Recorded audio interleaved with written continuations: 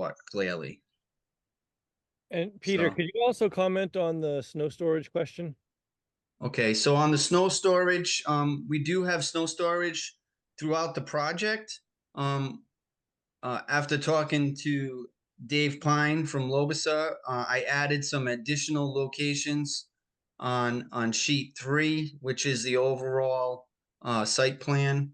I guess the concern was regarding pushing the snow location, the snow storage locations, pushing the snow into the wetlands. So all snow storage is outside the 30-foot no disturb. So you have 30 feet prior to the snow storage areas.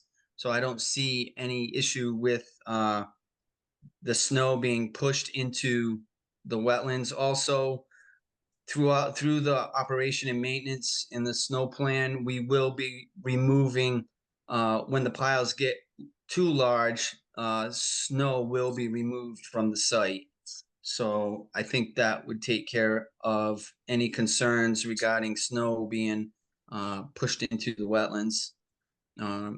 Like I said, all drainage areas and all pavement areas will and do meet the 80% removal. So any silt or salt that falls on the pavement that is left there will get caught by sumps and forebays and, excuse me, and a storm scepter at the entrance. I think that takes care. I mean, we do have a number of snow storage areas throughout the project. So, and we did add some additional ones. Thank you, Peter. And the last thing, I know the board had asked about a construction sequencing plan. That is on the plan. And if anyone wants more details or go through that, we can certainly do that. But those are the kind of two big things we were trying to be proactive about based off last meeting. Right, and the construction sequence plan is located on the erosion control plan, which I think is 8.1. It's put right on the plans. So that should take care of the construction sequence. If you look at the construction sequence plan, if you need me to add any additional steps that I might have missed, if anyone wanted to comment after reviewing the plan, or if you have reviewed the plans, I have no problem adding anything that the commission would like to that construction sequence. Thank you, Peter. Mary, your question. Yeah, so our peer reviewer she wanted until July 10th to finish her review. So she has not, she's given the materials and is working on it. So we expect a report by the 10th, I would think, and she would probably attend that meeting to present her comments. So this is just thank you. We gotta continue on. Okay. Any questions from the commission? I have a couple questions. Peter, what is the basically the design storm that that you ended up designing the stormwater system for? I understand that it was enhanced a bit during the zoning board of appeals review. Could you speak to that? Yes, I can. Yes. So most of the time, I mean, I would say most of the times I don't design for holding back the volume, but part of the I guess it was in the regulation, the 40B regulation, that we had to design for no increase of rate and volume off our site. So we did do that, and then also we normally use the TR 40 for the design HydroCAD. We went with NOAA 14, so that normally that did increase the rainfall rates very much. So just to give you an example, for a 100-year storm event using the TR 40, we would design the basins for 6.9 inches. So with the NOAA, we designed it for 7.85. So that just gives you a higher rainfall, so the basins are larger because, you know, storm events also are becoming more frequent, the larger storm events. So I feel that's the reason why Stantec, you know, requested us to do the NOAA 14. So, and we did take that into account. So that is above what I normally would design the drainage system for. And we also did that also because we know the concerns of the neighbors, you know, to the south, which is 140, and also towards the east, which is School Street. So those are the two big concerning, you know, neighbors.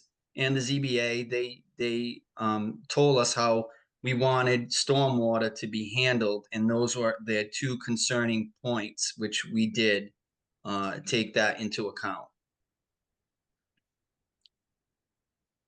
Okay, thank you. Another question, is a draft of the zoning board of appeal conditions available yet? Do you have that? Have they provided those to you, the applicant, the zoning board? I think, David, you could answer that. I haven't seen Yes. it. Right now, I know the lawyers are going back and forth. I'm not sure where it is at the moment, if it's available. They certainly will try to make it available before the final ZBA meeting on the 17th. So I know they're obviously anxiously kind of waiting for, you know, comments and conditions from this board as well. So you'd have to check with Mike Antonellis if it's on the website at the moment. I do know there should be one available soon, if not. Okay, thank you. I think that helped the commission quite a bit. If you could see what the zoning board of appeals is thinking about in terms of conditions. Yes, and just to go off on one of Peter's points, the ZBA, Bill Andrews, who's been excellent during the whole process, he about once or twice a meeting, he said his number one important, you know, issue was, you know, drainage. So just to give you an idea, kind of what those meetings have been like, the ZBA has done a very good job maintaining that as their number one issue. So there will definitely be some orders from them. Okay, thanks. Then I see one last question right now is, I know the number of units were reduced during the ZBA review process. I guess one story was removed. Correct me if I'm wrong with that. But the question I have is, were the number of parking spaces adjusted, essentially reduced to follow along with the reduced number of units? Yes, yeah, so you are correct. A half of the basement floor was removed, so you know, it's depending how you view it. A floor was moved, eight less units. Peter, please correct me if I'm wrong. We did take away some parking spaces but maintaining a little bit, I think, above the ratio we had. Just because that was the kind of agreed ratio that everyone felt comfortable at the ZBA. So I believe a few were removed, though. Am I correct on that, Peter? Yes, yes. I think we removed. I want to say 10 to 12 spaces. Okay, thank you. That's good news. Yep, no problem. Question?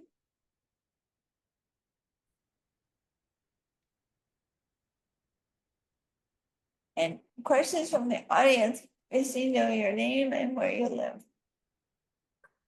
Rick Kennedy, 22 Hazeltine Road. So with that 100-year storm, 6.9 inches of rain, is that what's going to fill that underground capacity? And what happens once it's full? Where does that water go? Well, the basin was designed for 7.85 for a 100-year storm event. The soil testing was done, and the basin will hold the water, and also at the same time will allow it to infiltrate into the ground. But I'm not increasing, like I said, I'm not going to increase any rate or volume off my site. That's a requirement from stormwater management. Once it's full. And that's true with all the basins. Once they're full, they're not working. So now you are increasing. No, it was taken, it rains, it recharges, it doesn't fill all at once. So it rains, it takes time to go to the basin. Then when it's in the basin, it's held and it was sized to hold that storm event. And at the same time, when it's holding it, it's also infiltrating it into the ground. So that's all taking into account. So the system will work following those numbers. It's all relative with time because runoff goes into the basin, but at the same time, when the runoff's going into the basins, it's also infiltrating into the ground on the sides and towards the bottom. So that's how it works. I know how it works, but it's not, I mean, it's not. I'm asking you, when this is full, what happens? It was designed so it won't be full. It was designed following stormwater management. I followed the guidelines that the state requires me to design a system for. I went above and beyond with the higher rainfall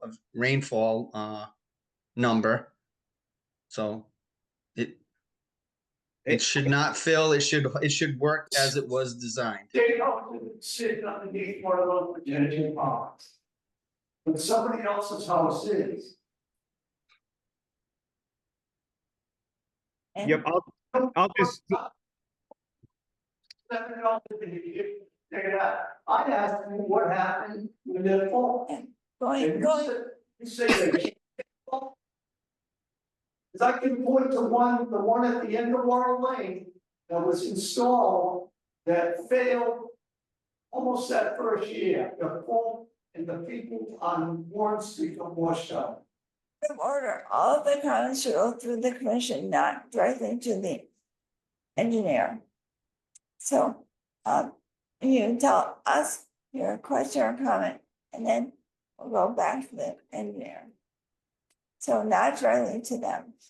So here, the Yes. question was, if the basin fills like others have in the past, what is done? If you get a storm event greater than 100-year storm, the system will surcharge and it will overflow. But if you're getting a storm greater than 100-year storm event,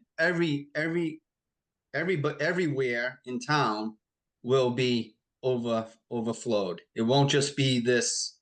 I mean, this design was reviewed by Stantec, for like the past 8 months. So it wasn't just one review. We've gone back and forth, like four revisions. They've asked me to look at different things. The abutters had me look at different things.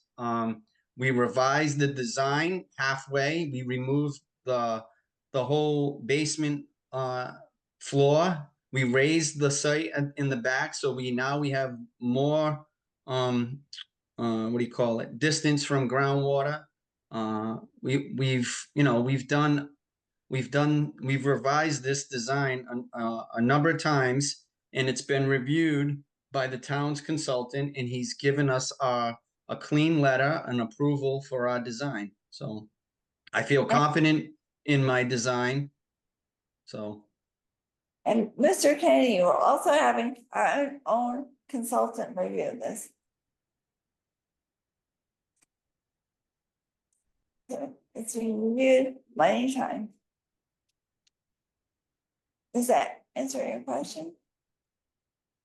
Do you have any other questions from the audience?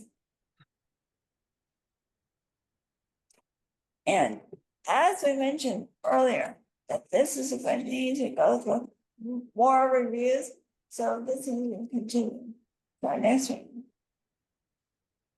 So, Mary.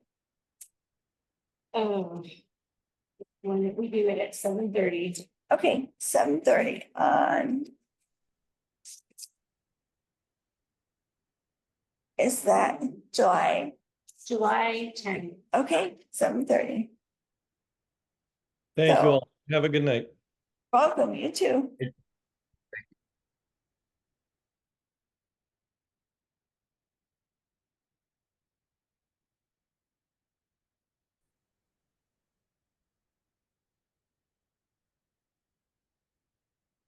Okay.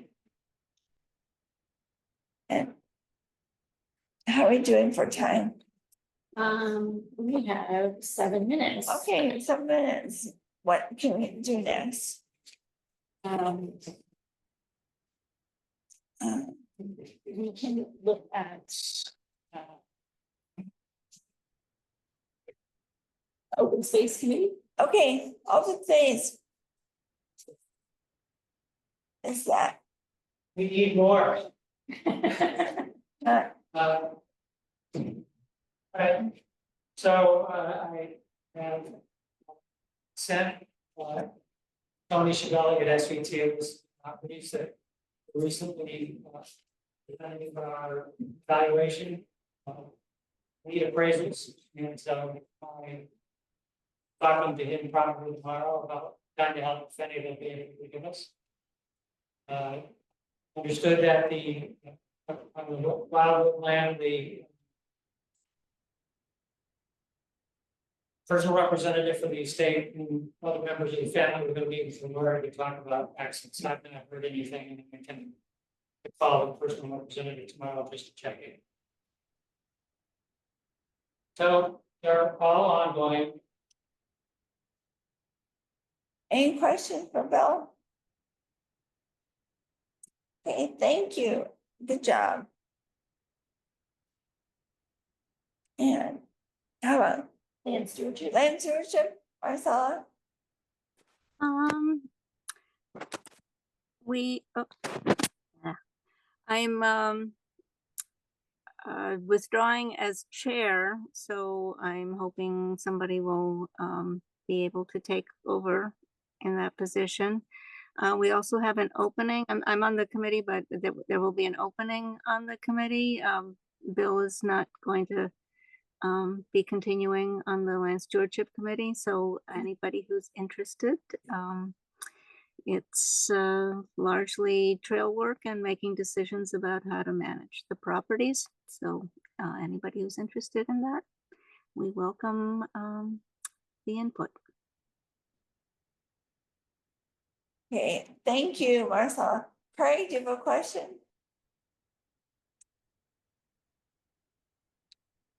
I see a hand up. Oh, Is that what that's just you want? announced. Oh, okay, okay. So, We still have a few minutes. okay, That's one thing that came up this afternoon. okay, I ended up with 3 butter notices. And I just wanted to let you know that the town had received them. So one for town hall because of the project. One for Crockett Road because it was expected for a minute. And then one for 5 Fork Farm because it was in the conservation. Everyone's reading it down. Good. Yes, and it's interesting, the post office must realize that the return address on the post office. It's the same as the mailing. So they all return one.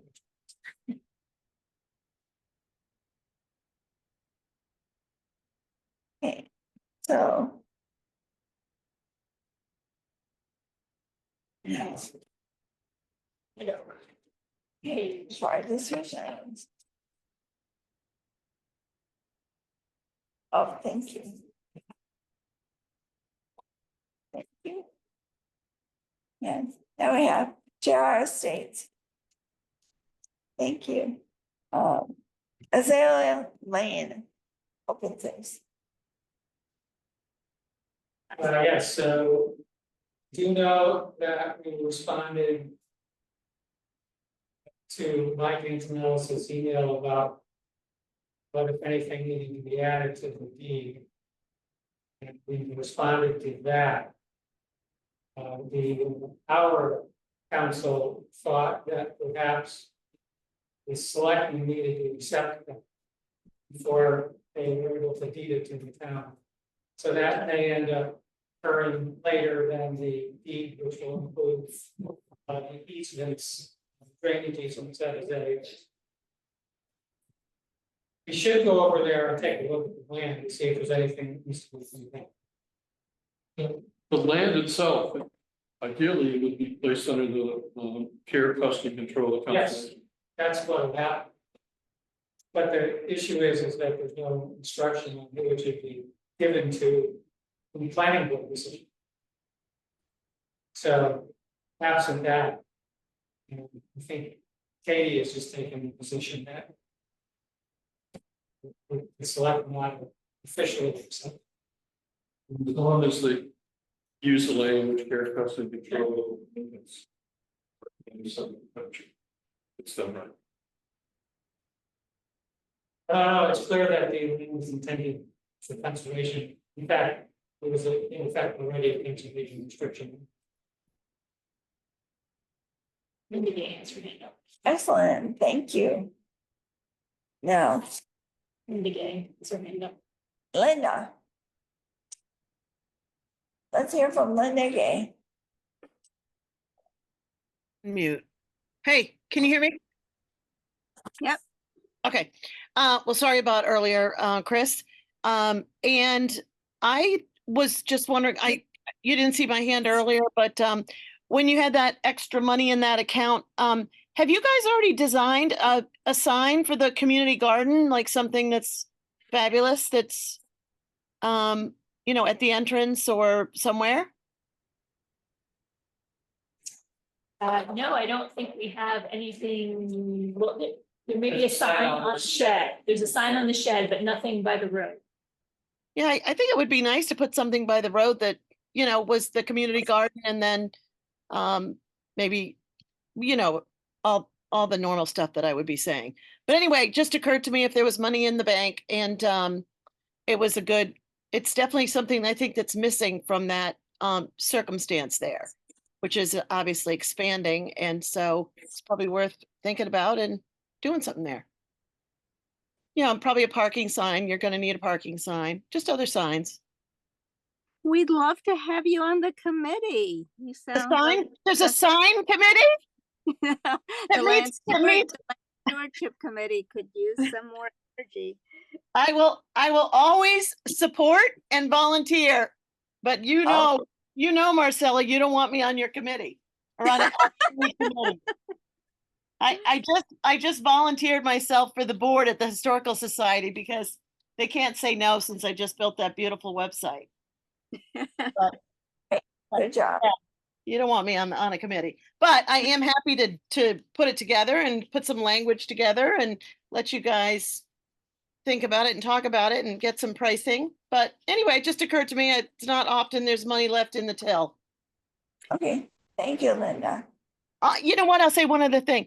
You remember Lauren Scherer had a lead on that guy that could help make those signs.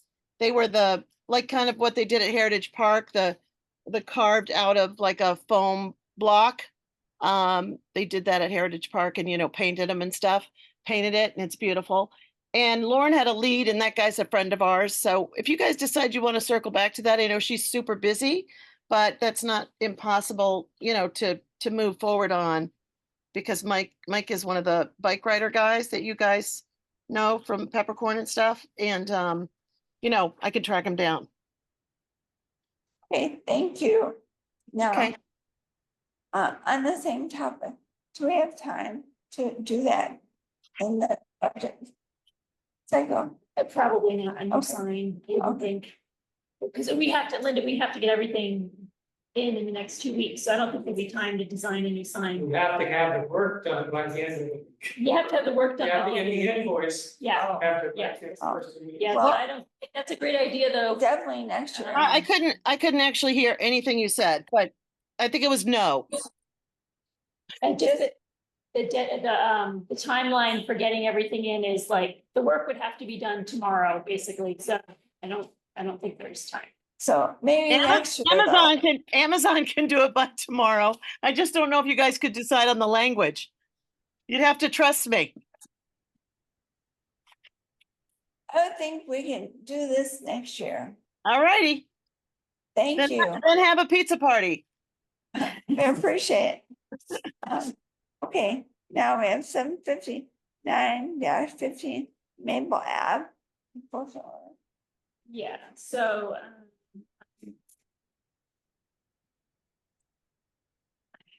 All right, so Alan is with us remotely. And what I'm gonna do is he had sent me a video. And I'm gonna just show the video. So. If you guys remember, so this is a situation, a Maple Ave where they were mowing into the wetland and we asked them to set up some bounds and he sent me a video showing what he did. Let's see if I can get this full screen. Okay, let's hit play. Get an idea of, I guess you're only seeing the top though. Wait, what's it? I have to zoom out here.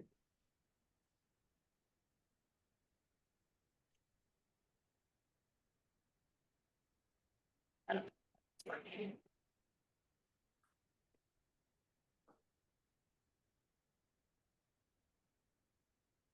Smells this.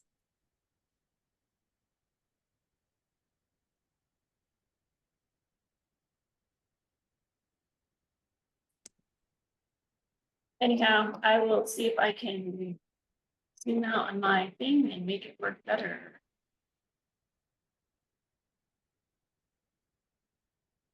Anyway, We just have to play. be patient with technology. I think you can kind of see it mostly. It's more looking at the sky. There we go. All right, so he installed the 2 bounds. This is the one at the other end.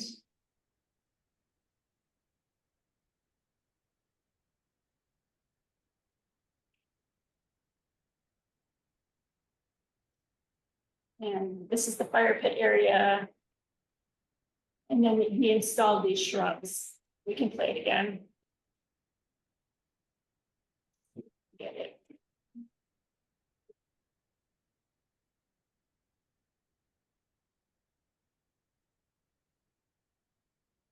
Here's the shrubs along here. And then bounds at the end. So the idea was, or at least, so the area on the left side here had wetland soils and was designated wetland on the plans. And so what we had talked about at the commission was just allowing them to continue using the fire pit. But I think my understanding was that the rest of the area would not be mowed and kind of allowed to go natural. So that you'd have like an area near the fire pit that you would mow so you could access the fire pit, but the rest of it would stay open. I think, is that understanding of the board? Yeah. So Alan, I think the next step after this, your installation looks great. You can stop mowing, maybe stop mowing the extra areas. And the next step is really going for a certificate of compliance. And we had talked about getting a kind of a sketch plan that would be recorded together. And I wanted to try and help you with that. And I'm hoping to get a little technological help and hopefully we can GPS it or something simple so we can get the line pretty accurately on a plan. So I know your neighbor is also on Stop Share. So Alan, if you have any comments, and I know if Mark wants to talk.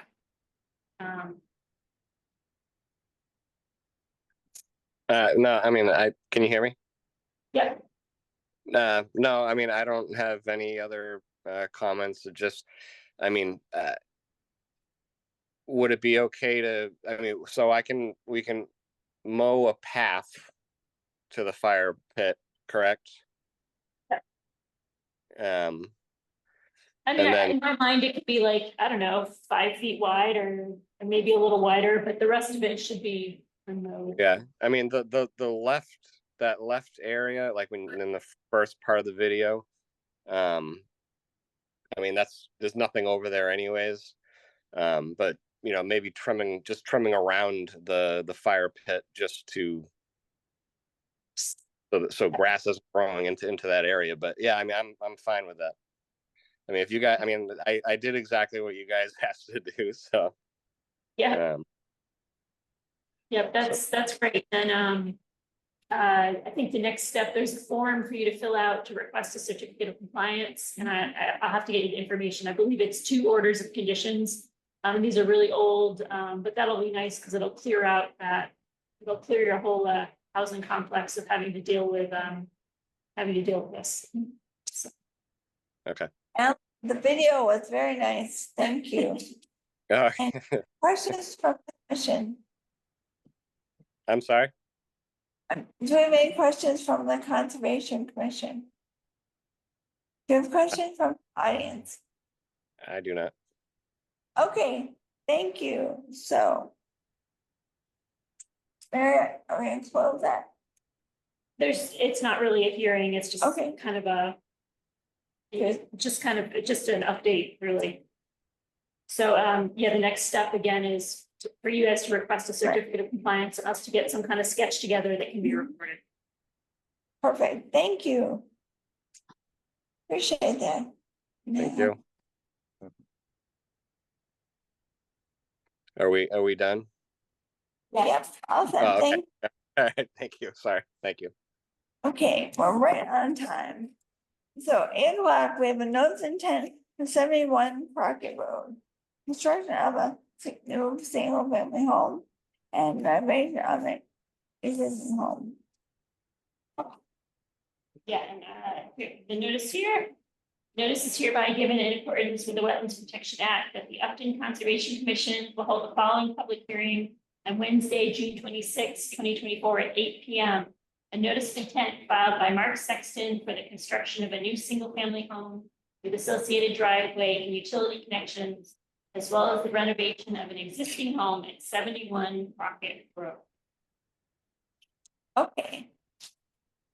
Now, Mark Sexton, hi there. Do you want to present or do you have an engineer? John just sent the text. I think John is trying to join. Yeah.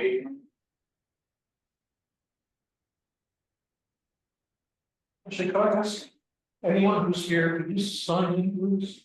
Oh, you know, anyone who's sort of- here's a pen. You can see. Thanks. Pen mic? Hi all, apologies about that.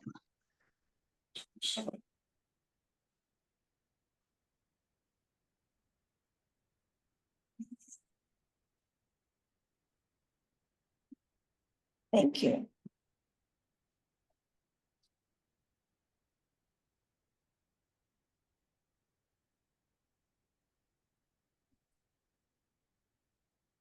Thank you. John, I'm going to make you allow so you can share your screen. Thank you. Great, thank you so much. I do appreciate that.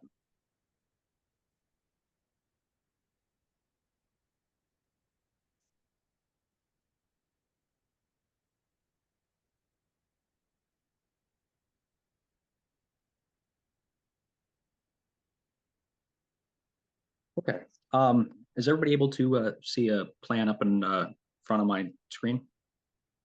Yes. Okay, great. Just since it's been a little while since I've been in front of you, Mary, would you like me to just kind of start off with everything from scratch? Do you need to go over anything in your report first?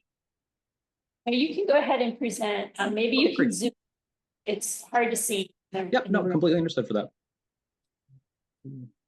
Zoom out. Okay.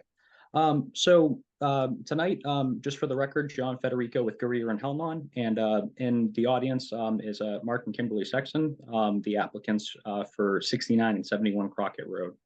For this project here, we have an existing 3/4 acre site that slopes west to east towards North Pond.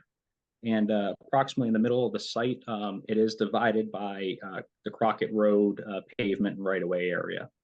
On our eastern portion of the site, which is within 100 feet of the North Pond, We have it as a existing disturbed area with maintained lawn and 2 single-family structures with associated septic utilities, as well as a gravel driveway. On the western portion of the site, opposite of Crockett Road, we have an existing clearing, and that area was cleared to have the soil absorption area for the septic system located there. And some of the extra clearing that was done was incidental to that construction for boulder removal and some other stuff at that time.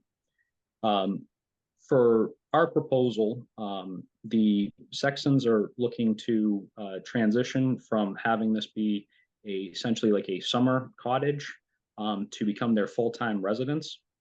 So we're going to be looking to tear down the entirety of the structure for 69 Crockett Road, and that is located right here within this hatch area. And we're going to be reconstructing with a 4-bedroom single-family house that does stay consistent with what the original Board of Health design was for that site.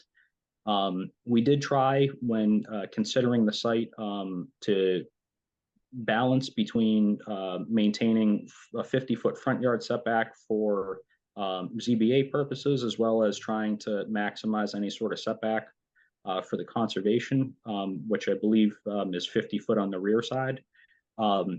So as far as our proposal goes, our existing structures for 69 Crockett Road is approximately about 21.4 feet in this lower corner here off of the lake edge.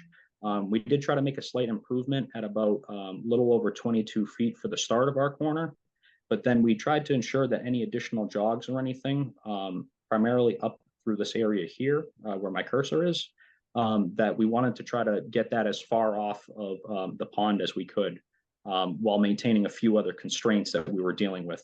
And primarily those were setbacks off the existing septic components, where my cursor currently is up here, as well as trying to provide a large enough driveway area that would allow safe maneuvering for anybody utilizing it. I know after talking with the Sextons, some of the vehicles that might occupy that space may have some of those like trailer type caddies, like the ones that are affixed to the vehicle. So having a little bit more than your standard parking stall length would be desired there, just to give some opportunity for people to be able to move around, offload, as well as not having anything hanging out into the Crockett Road area. So unfortunately, trying to balance those two constraints, we're a little bit fixed at where we were off of our setback from the pond, but we were trying to keep everything in mind and ideally locate the structure there. As far as some other improvements that we're trying to make on the site, up in this northern portion here, we do have an existing deck that's about 13, almost 14 feet off the lake edge. We are intending to have that removed as a part of our proposal. That area would be restored to grass or some landscaping features there. And right now we're in a conceptual phase with our architect, but the second single family home that was located at 71 Crockett Road, we are no longer keeping that as a single family residence. We're looking to renovate that into an entertainment space, so that the Crockett's can be able to, the Sextons can be able to, host year round, and be able to have a nice, suitable space without, going too crazy with any sort of designs there. So right now we're proposing it to fit within that existing building footprint, but ultimately we would like to try to have that footprint be smaller than what the existing 71 Crockett Road is. Outside of that, we just do have our front entrance driveway. We have considered several other options for that, including side entry that would allow us to get the house a little bit closer to the road. But just due to some concerns that we have for grading, particularly around the components of the septic system, we did not feel that that would be the most feasible option for us to kind of proceed forward with there. On the western portion of the site, we are proposing a future garage. Right now, we just wanted to make sure that as far as any proposals go, we were trying to provide as much foresight as possible with everything. So we do have it located in the rear over here. That would be to accommodate for front yard setback off of Crockett Road, as well as being able to have a navigable driveway up to be able to use that garage area. So in terms of the location that we chose, we did want to hold some setback off of the septic system, and also be able to utilize this already cleared space here to try to maintain as much vegetation as possible throughout the whole entire property. At this point here, I'll kind of let it go to Mark and Kim in case they wanted to add anything to it. But that's kind of the general scope of what we're proposing here. In terms of overall grading and everything, we're maintaining primarily the same drainage characteristics. Any of the proposed grades that we have are fairly close to what the existing grades are, and we'll be tying into the house. So we're not intending to have, a lot of extra fill, a lot of extra disturbance that would be going on there on top of what's already been created out there. So at this point here, I'll extend it to them in case they need to add anything, and then turn it over to Mary and the board for any thoughts, comments on that end. Thank you. Would you like to add anything? Yeah, I'll just say a quick hello. My name is Mark Sexton. I'm with Ken. We've owned the property just about 11 years, 13. We bought it on the lake for well over 30 years. We're looking forward to living on the lake. We live in Milford, and we commute. So we look forward to, not be our permanent residents. So thanks to John for all the efforts you put into the site plan and so, thank you very much. Thank you. Mary, what are your comments? Great. I think the main issues with this property have to do with the setbacks. So this lot, I think, would fall under the bylaw because once the house is demolished, then it falls under the bylaw. And the bylaw actually calls for, 100-foot no disturb zone from ponds, which is clearly not practical here. But it does seem like the applicants could potentially make more effort to pull some of the buildings away from the lake, given the constraints. So that's just kind of my take on it. That there could be, I guess my question is, are there any practical alternatives to what's been proposed? And it seems like there could be other practical alternatives to pull things back a little bit. The current, not everyone, different houses along this lake here have smaller driveways or whatever. So it's just, and obviously, you want is what you want, but there may be limitations. So the other suggestion I had, and I don't know if the applicant is, interested in this at all, is just recommended putting like a strip along the water of native vegetation, like 5 foot wide, not along the whole thing, but just because right now, and I can show my pictures, but it's very open, grass all the way down, beautiful, beautiful trees. It's lovely property. But I think it would provide a little bit of screening and then just a little bit of natural vegetation right along the water. So that's just a suggestion. You would have to do that. And just on that note, so we talked with John earlier and started on So there is some vegetation area on the west side of the lot. They probably saw by the shed. We could do something like that on the south side of the lot as well. There's also a tree that's a few feet off the water. It's pretty close to the wall. We could, kind of create a bed in that area and kind of landscape around that tree. Some small bushes and perennials and all of that. In an area that's going to be like 3 sections. One in between. I would think, I think that would be an improvement, definitely. And there's a few other properties on the lake that I know have just some nice natural vegetation, sweet pepper stuff that, it's just really nice, habitat. I feel like it would be an improvement. A couple other just minor things. There should be a construction entrance on the plans. I'm sure that can be added. And this property will also need to go before zoning board. I mean, the front setback for zoning is 50 feet, but also the rear setback from the lake is 50 feet as well. So keep that in mind. So not only is our setback, well, ours is 100, but the zoning rear setback is also 50 feet. So there's a lot of things that you're balancing on both sides. And I just had a question about trees. Are you going to have to remove a lot of trees? It seems like probably a few, right? Or maybe not too many. So the tree we spoke about that along the wall, great. Yeah. There are trees that are on the street side. Yeah. That are within the foundation area. There's also trees right along the road that we driveway going, so there are some trees. Well, no, not on the walls. I'm gonna just pull up my pictures because the board may want to see that for this about site.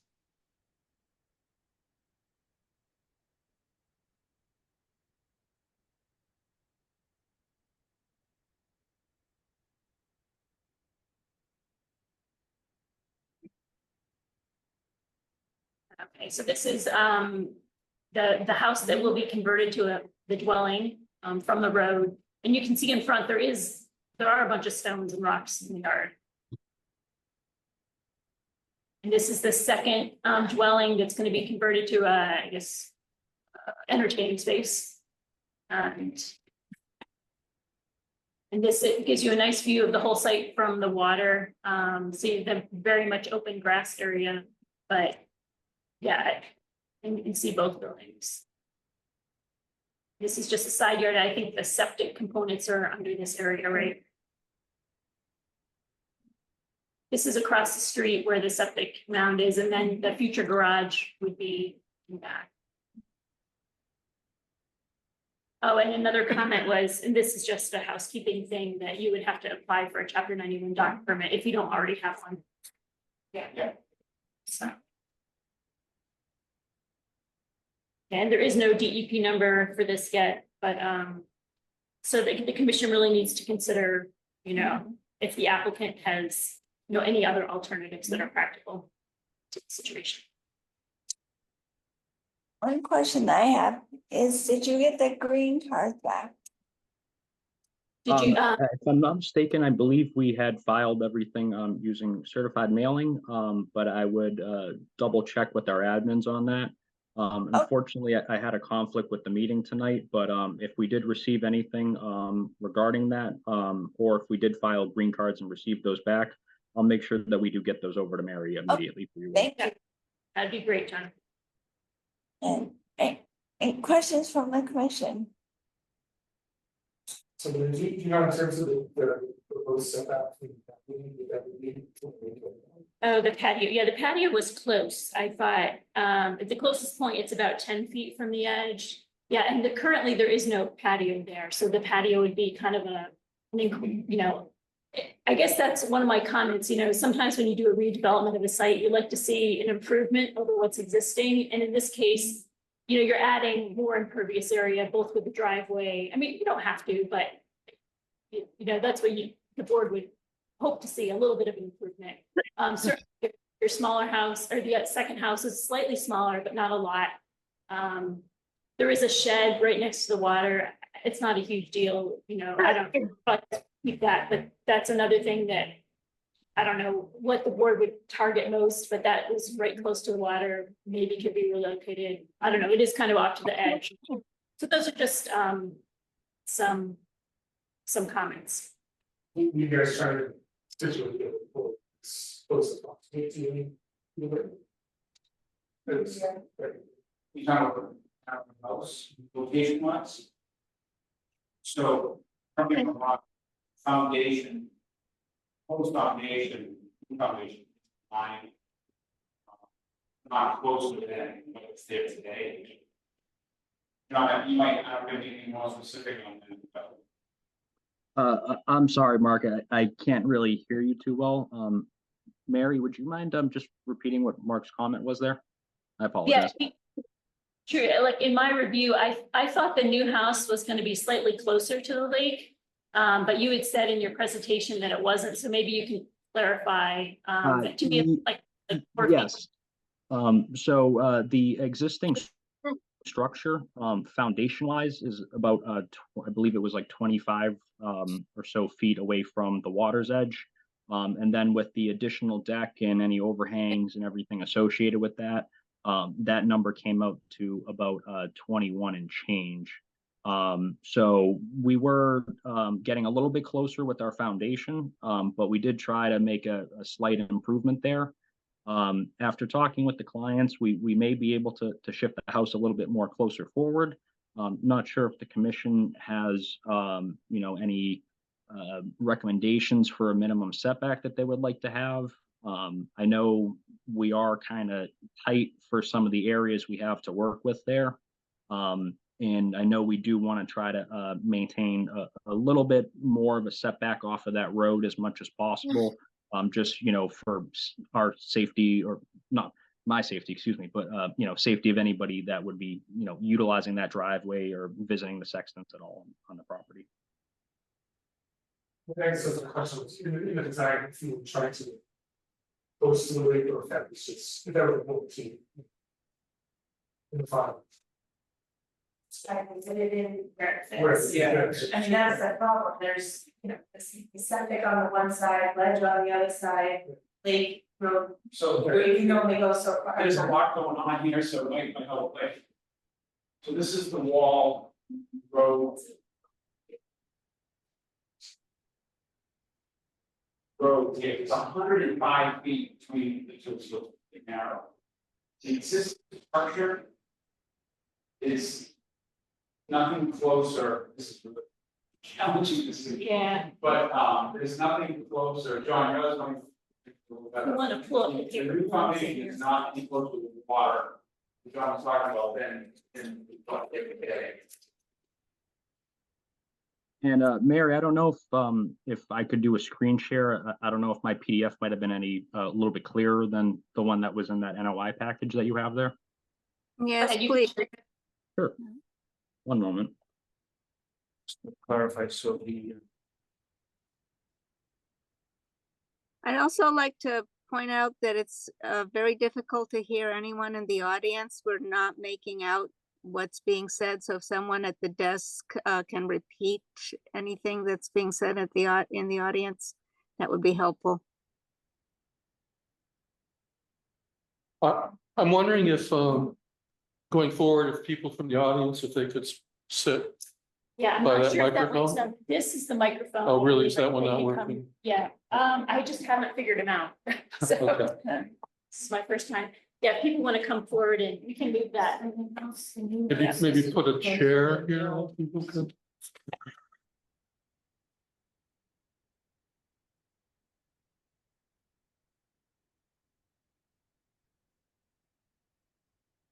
Thanks for letting us know, Marcelo.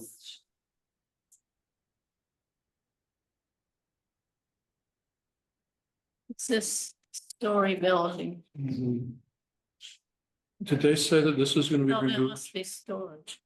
What's this story building? Yeah, that's gonna be the party, the entertainment area.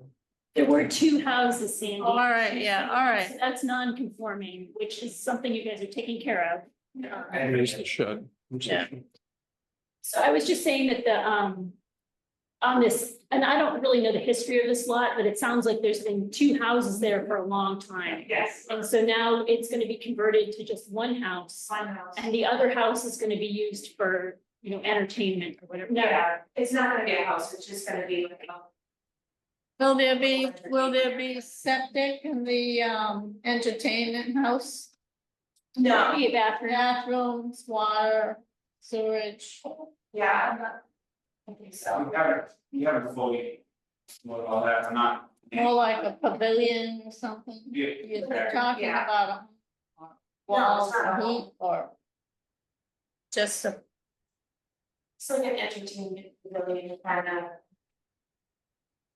I think the best way to possibly describe that space would be as almost like an accessory structure. Wouldn't be any type of like in-law apartment or anything like that. In terms of septics, whether it does have any type of, small sink or toilet area associated with it, we are sticking to a 4-bedroom design, which is what the current septic system can handle. So we are not proposing any increase in flow in anything there.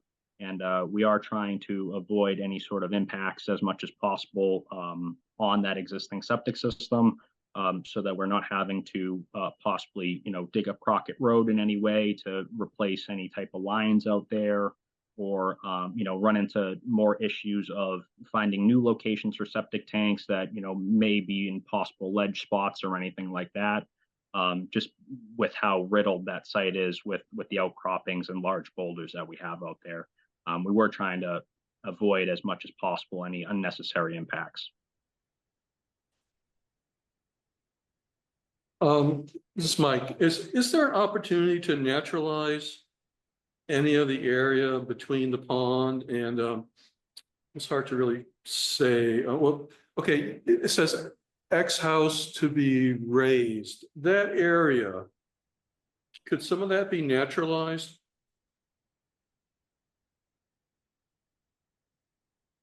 As far as it goes right now, I believe we are proposing that as a patio area with some initial. As a what? Excuse me, as a what? A patio area. And with some initial discussions that we had with the Sextons, I believe that they would be amenable to having some type of like a pervious paver out there to allow any type of infiltration. We could also. Excuse me. I understand that. I only reason I said house to be raised label is because that's kind of within the area that I'm talking about. I understand the patio part, but there's this open area that is kind of between the pond and other. Your mic where I got the cursor. Yes, exactly. Thanks. I'm just wondering could some of that area be naturalized, or what are the plans for that area? So Mary, if you think photos, the one that shows the trios up on the wall. Yeah, that's not Great.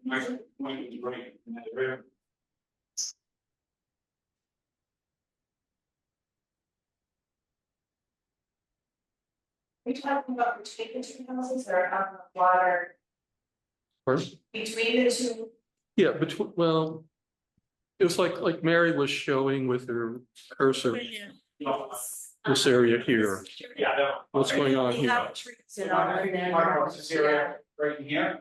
So there's a bed over here between the shed. We talked about adding here, and then what I was also talking about, making a bed around the street. The street's like 2.5 feet off the wall. Make a bed around the street, kind of landscape this area in here. You have the grass and the garden. You have vegetation, grass, garden, vegetation. It's a wall, a raised wall, so it's hard to make natural Right, I mean, I think shoreline. Yeah, the wall would have to stay, but it would still provide some habitat benefit, I would think. Yeah, and another spot I thought that could go is on the Less, left side. perhaps some less lawn. That's basically less lawn. Yeah. And that could help us with this issue with the setback, to compensate for the. In terms of any type of naturalization there, if we weren't going to go with a lawn route for it, are there any particular plantings that the commission may be looking to have there that we could consider? Yeah, no, I was just thinking, another house up the lake, they have a really nice natural shore, and I can't even remember what it is. I think it's Sweet Pepper Bush, it's just growing there. Up the lake, so I maybe have to do a little research and see what else is growing there, because it'd be nice to have something that's naturally occurring. That would be great to put on the plans.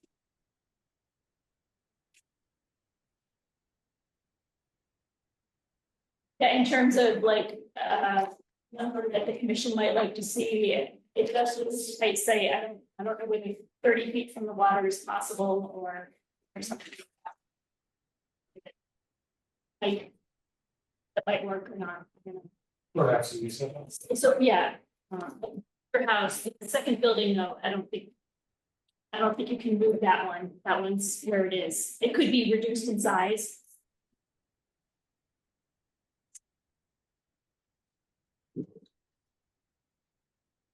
Just a question on your future garage. Is that like a 10 years out, 2 or 3 years out, or you don't know?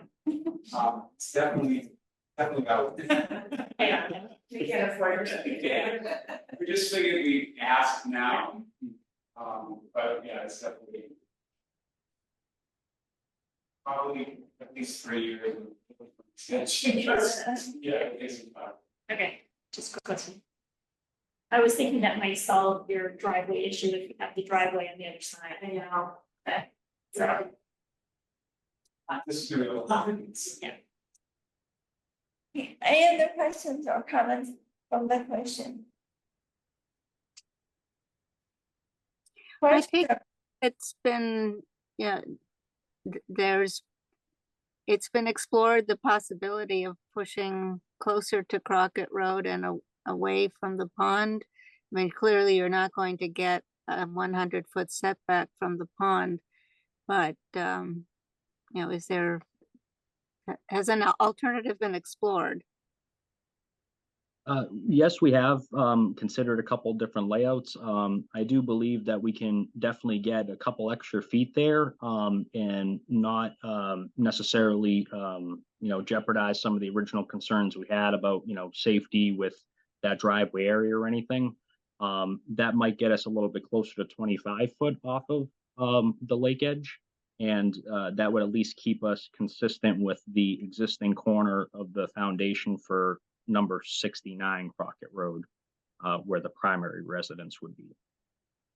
And then obviously any other jogs we have would be much further closer to a 30-foot setback, just because that lake does kind of give us a little extra space as we go more towards the north side of the property.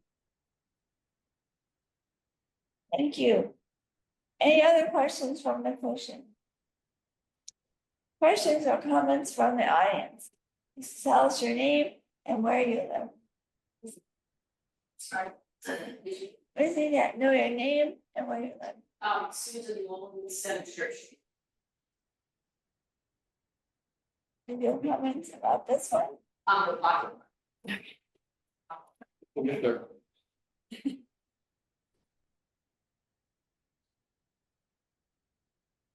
And what we can do is, since we need hot things we need, and we need to have the plans revised, we can continue this to our next meeting. And Mary, what does the time was? Okay, why don't we give them 8 o'clock? Okay, so it's 8 o'clock on July 12th.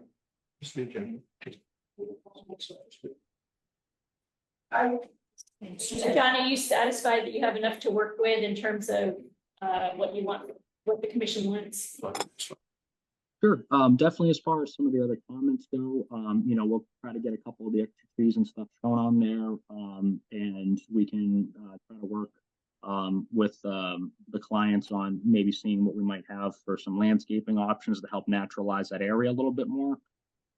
If we were able to kind of split the difference between our setbacks and get closer to 25 feet to match the existing foundation corner, which would probably give us about 25 or maybe just around there off of the Crockett Road edge. Would that be something that the commission would be amenable to for that plan revision? That would be kind of splitting the difference overall between those two setbacks we have. Good, thank you. Okay, so we're all set for tonight. Okay, John, did you get the date for July 12th? Yes. Eh. We should be able to get some revised plans back over to Mary and the rest of the commission early beginning of July range. Thank you, thank you. Okay, now we have at 8:15 is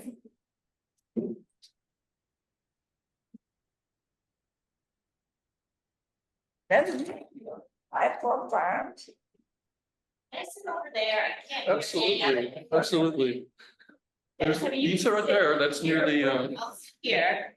okay, Okay, so we have number 10 5-4 Farm, construction of a parking lot to from June 12th,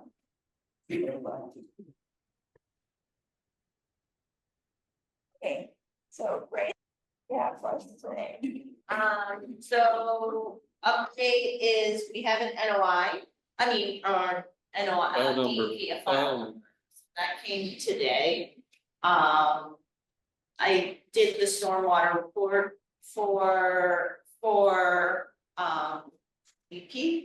I guess it was accepted if I caught this. Did you get anything back, Mary? Did you get anything? DEP number, DEP number is. their comments. They want it stamped by an engineer. They want the stormwater report stamped by an engineer. Did you get comments? Cause I didn't see anything back from that. Yes. it There did were comments. Yes, there were comments. Unfortunately. Yeah. Where do you want to get those? Okay, so on that, if you just.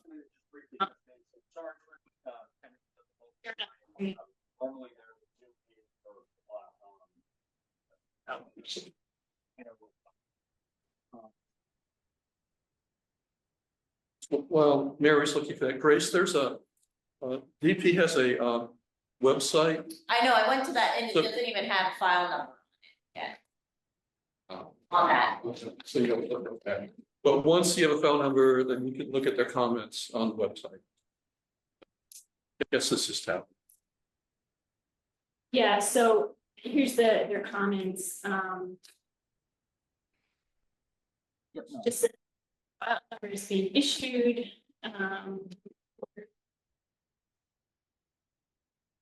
project is fully subject to the Mass Stormwater Standards as it will result in an increase in impervious surfaces. The stormwater checklist is required to be stamped and signed by a professional engineer with supporting calculations.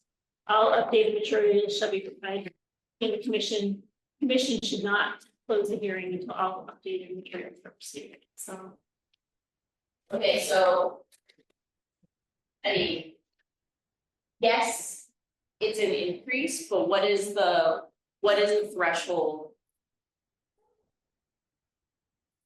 Yeah. What is the threshold for? I can try to answer this. They're asking, there's a stormwater checklist. I know, Okay, that needs to be addressed. It's part of the review. They're not asking you to change your design here. What they're asking is just that the requirements for stormwater management be clearly described. And I'll basically checking the box for the stormwater management report. And they're saying that, I know you submitted one, I saw it. But they're saying that, they want it stamped by an engineer, and that's right on their stormwater checklist. Their standard stormwater checklist is a space for an engineer to. right, so this is where. So I just want to try to say, they're not, you don't have to change your design at all necessarily, but you do have to, go through this process, unfortunately.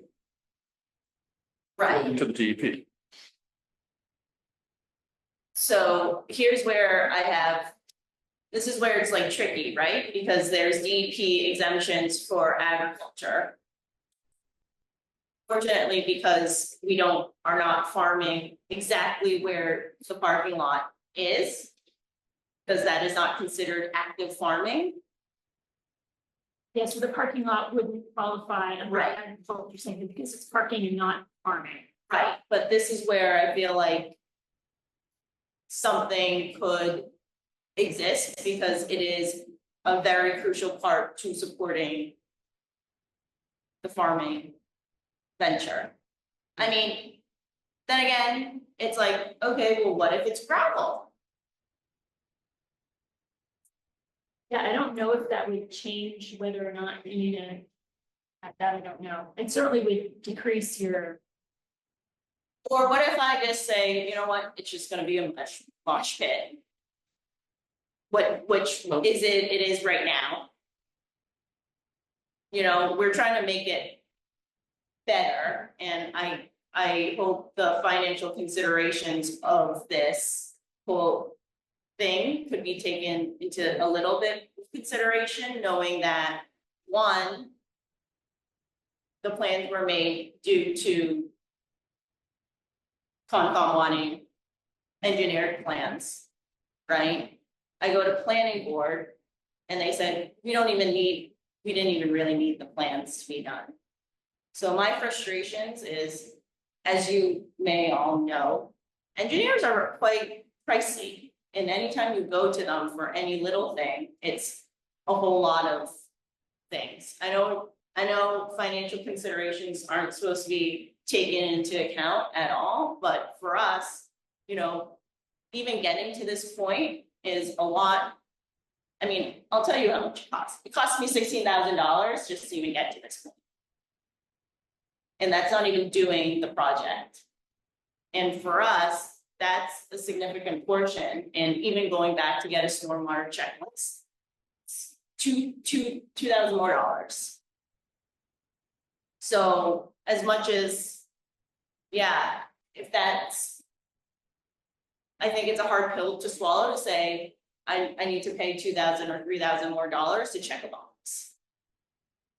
And if there's anything else that can be done, otherwise, honestly, I just might scrap the whole project and widen the road because we don't really need approval to do that, the driveway to do that, and it can just be a mosh pit. Because I don't know if I have any more money to spend on the planning part of the project. Very understandable, Grace, and I know that's very frustrating, but with the engineering plans, it's not just for the Conservation Commission, it's for the DEP, not just us. So they're the ones that say they need having. So my question is, for Mechanic Street, stamped, Main Street, the conservation area? the parking area, it's like, it is smaller, but that's another thing where I'm like, there has to be some sort of, They were not stamped. exactly, You know, so. I mean, there's a difference in scale. That's like about a 4 or 5 car gravel lot in a very flat area. You're proposing what, 28 spots here paved? How many spots? How many parking spots paved? 32. There's 32. 32 But paved. here's the, So, but I hear you, and I wonder about that. You know, and the honestly, DP did not have any comments on the unstamped plan that Mary submitted. and I feel like if they Street. understood what was actually going on and went to the site to see it, maybe a little more leniency could exist. I don't know if that could be asked, but also understanding that the only thing that's triggering a DEP or NOI filing is being it's a buffer zone. So it's 6 spots, what is it, 11 spots. So, hey, can I, honestly, maybe I pave up to that 11 spots 100 feet and I don't have to go through any of it. You know, but this is me Okay. trying to be Can I ask, Chris, have you talked to your engineer about this? about not, About this stormwater issue? oh yeah. And you know what it is, we've already gone over budget. And we can do it if you want me to do it. But hey, this requires doing all these calculations and not that they can't do them, right? But you know the fees that a firm charges to come out and do any of that. That's 10+ hours, even if it's 10+ hours. But what I'd like to suggest is this, and Mary, chip in here. Do we have any real leeway here to just ignore the DEP comments? I personally, to tell you the truth, Grace, I would like to do. I would like to ignore the DEP comment, allow you to build this thing, you know, without the stamped stormwater plan. I do have a question or two about the design. We haven't even gotten there yet. But I don't know what kind of Yeah, I legal think, leeway we have here. That's, we have some leeway. They may, if they don't like the fact that we issue an order, which has happened before, they will come in and issue a superseding order of conditions. So they basically can override us. And I don't know how often they choose to do that. They do it sometimes. it does happen. I Does know happen. somebody in town in another, close to Boston, I won't mention the town, but they literally issued an order of conditions or trail project that didn't include any replication. Okay, and the DEP challenged that order. I don't know exactly what happened after that, but they do have that right to step in. If they read the order, they're not happy, they have the right to step in. You know, I guess it's, you know, what the commission wants to do. I mean, we could take a chance. What if she went ahead and, with her project, but maybe omitted those, how many lots that are in the buffer? I really. I think it's like 11 spots. Or change that to gravel, I don't know I where wouldn't. it's located.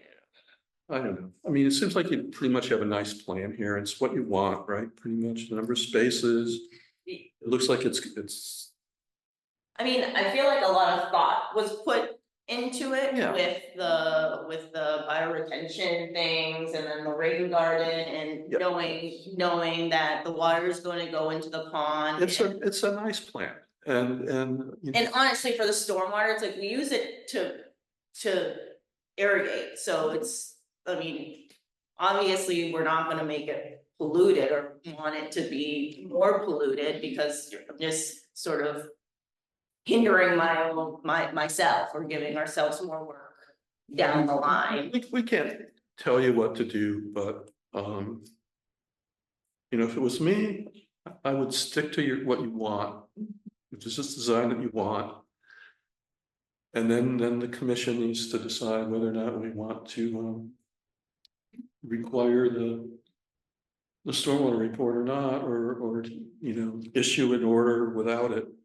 Yeah, well, she submitted a nice report. It just didn't, so it had like the, you know, best management practices and maintenance and just didn't have all the calculations clearly.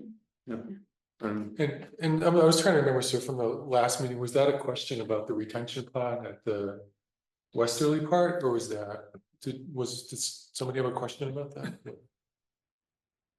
So I have more understanding what this is. It's a bioretention. A rain garden for all sorts. And in my doing of calling the engineer for more explanation so that I could do the stormwater, I actually like the plan because it also can be piped. It's like 4 feet deep, you know, water sinks into it and it's basically cleaning, right? And then it's piped to the existing drain, which goes to the old pond. So, and then there's these catch basins here. Fire did not want this one, but I don't know if we can just make it smaller. They didn't want the island. They didn't want the island. Okay with the catch. They were okay with the catch basin, but the more I think about the island, it's for cleaning. Yeah. So, you know, we can do without it, I guess, knowing that it's gonna go into that other rain garden first. It just might need a little more cleaning. I mean, it seems to make sense, like you said. I mean, if you are actually managing the stormwater to irrigate, it's in your best interest to make sure that it's. Right, that it's clean, and not what it's doing now, like, you know, we have so much silt coming down the road right now that it's clogging the what do you call it, the gravel strip. And so before every rainstorm, I get an employee to go out there for an hour to like clean the top of it so that water like this, you know, can actually get stopped and goes into the gravel pit or gravel strip before it goes to the pond. Fortunately or unfortunately for me, over the course of these years, I've learned a lot in water management 101, trial by error. And how to get clean water or what needs to be done because we are using it. So, yeah, this is like, I don't know, it seems to be a dogfight to even get to this point, and I don't know if you, maybe I shouldn't say this, but I really hate going back to the engineer for anything. So we're, you know, if she doesn't get her stamped from the engineer, she's working with us all the time. Close communication, we're monitoring it, so I feel like we've done our job.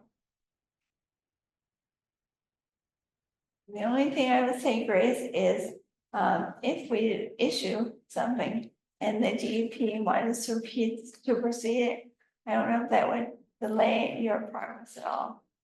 Could be up to 6 months. I mean, I feel like if that ended up happening, then we would just stop at the line, right? Seems like the DEP has bigger fish to fry than your That's, rain garden and. yeah, right, I'm still gonna put in the rain garden, but then we'll see what happens. I understand your frustration. A lot of people don't put this much effort into a project. And that's sort of what we don't want to do, it's trying to be totally transparent with what our intentions are and trying to approach it the right way. But sometimes you know what I realized? This is why people have lawyers. And they're even more expensive than engineers. You don't have a cousin who's a lawyer? So if you, didn't alter the buffer, then this project would not be subject to the stormwater regulations. That's right. And so with it, I just, I don't understand, so but if it was just the buffer zone that you were concerned about, it would be, so, and I don't know, it's like probably a third or less total area. I think I calculated it, it was like 8,000 square feet. It was a very small part of the project that was impervious surface. So that curvy line is the buffer, right? Yeah. So this is the buffer zone. Yeah. Right? This already here is already impervious surface. So the only thing we're adding is here. That is. So, Okay, just talking through this a little bit, okay. You know, if you decide, okay, well, let's just sacrifice those parking spaces and keep entirely out of the buffer. That is going to cost you something to have your engineer redraw the plan. What's that? Your engineer will have to redo the plan. If you decide to keep Well, out of, let we're- me finish, let me finish. If you were to decide to keep out of the buffer, you know, you'd have to have your engineer redraw this plan, okay? There would be a cost associated with that. There's also a cost associated with this stormwater checklist. Why Okay, would they have to redraw the plan? Cause it's gonna be this, we'll just, this well, is just practice, whatever right now. the commission has to act when they issue order conditions. They have to, or we have to, you know, cite the final plan. You know, it's often when we go through these permit reviews, plans change a little bit. But what we always need is basically the final plan delivered to us when we issue an order. So, I'm just saying, I'm just trying to say, there's like two choices here, and keep your plan, three choices, keep your plan. The commission decides to ignore the DEP comment regarding the stormwater permit or stormwater review. That's one possibility, and we issue the order, keep fingers crossed, everyone keeps their fingers crossed. You change your design. Second option, to keep entirely out of the buffer, but you would have to redraw this, in my opinion. And then the third option would be just bite the bullet and just do the stormwater. Number one, it needs to be redesigned. Number two, I sort of feel like she's not looking at it the right way, because she's looking at it the whole project instead of looking at it through the lens of your only, like, her review only should be of this portion of the project, which I don't actually think it's happening. So I don't know what, there's like, Grace, I'm just trying to take a little bit higher view. Just, I think those, does anyone just have any other alternatives here right now? The first one is. Well, actually, I have a question. Thank you. The chair. If in fact she wasn't doing any work in the buffer zone, would there be any reason to come before the conservation commission? No. Right, so why would she have to redo the plan? Well, I don't know whether you would have to go back to planning or not. That would be the only. Only if she needed to well, I for wouldn't even her need to go to planning, construction. because planning said we didn't really need the site plan. Oh, yeah, if they said that, then you would not. Yeah, you'd be good. So why are you That's a here? good point. She's in a buffer. Right. Yes. Front test from stormwater. If she's out of the buffer, then there's no stormwater review, because we only have really jurisdiction over. So you She could could basically withdraw her not touch plan. that existing pipe. Right. I mean, you could put your rain garden somewhere else, but you would have to just not touch anything within the buffer zone. So Grace. Or we could call that a repair of the existing pipe, and then it would be exempt. Yeah, well, now I'm farming it. Right. So where you are showing that circle, if you could get rid of everything in that circle, then you wouldn't need to talk to us at all. Yeah, I well, that's the thing is, I mean. It seems silly to me, for lack of better words, so it's like, you know. And no disrespect to Mike, it's like, okay, you can either pay $5,000 and get what you want, or. Not, right? And honestly, $5,000 over $16,000 again, when I don't really even need it. Is a big horse pill to swallow. And so. Like, that's why. I get it, rules are rules are the rules, but I think I don't know who. A liaison for DEP being like, look, this is, like, you're looking at the project. As this humongous parking area, when really. You're looking at it in this. Really, if you look at that, what the addition of impervious surface to what it is already, it's not very. Much. It's the same as the 5 to 6 parking spaces. On Mechanic Street. So I have a question that might be for Mary, I'm not sure, but you have these couple of different scenarios. Who would you ask to find out which one would be the least, I would say dangerous to choose? Doing the whole thing as you proposed it, or trying to get that little spot out, or doing everything and just doing the filing and hoping DEP doesn't do anything. What do you think, Mary? I don't know, I mean, just from my experience, I can see why the state is asking for because I mean, it is kind of a big change, you know, to go to it's a relatively large parking lot, I would say, even though. So I can see why they're asking for that. In my experience, usually a parking lot of this size would require this kind of permitting, but, you know, on the other hand, if it was more natural, like the parking lots at Tugus or whatever, like, you know, grass or whatever, then obviously it's a different level. So if you go more, I think once it's paved, it just adds a whole another layer of stuff. So I can kind of see why the state's doing this. I don't know that they would come down on us. I have no idea how they would pursue, you know. Just, and you gotta figure out kind of what you want to do. I mean, do you have experience of going back to DEP being like, okay, well, what are you looking at?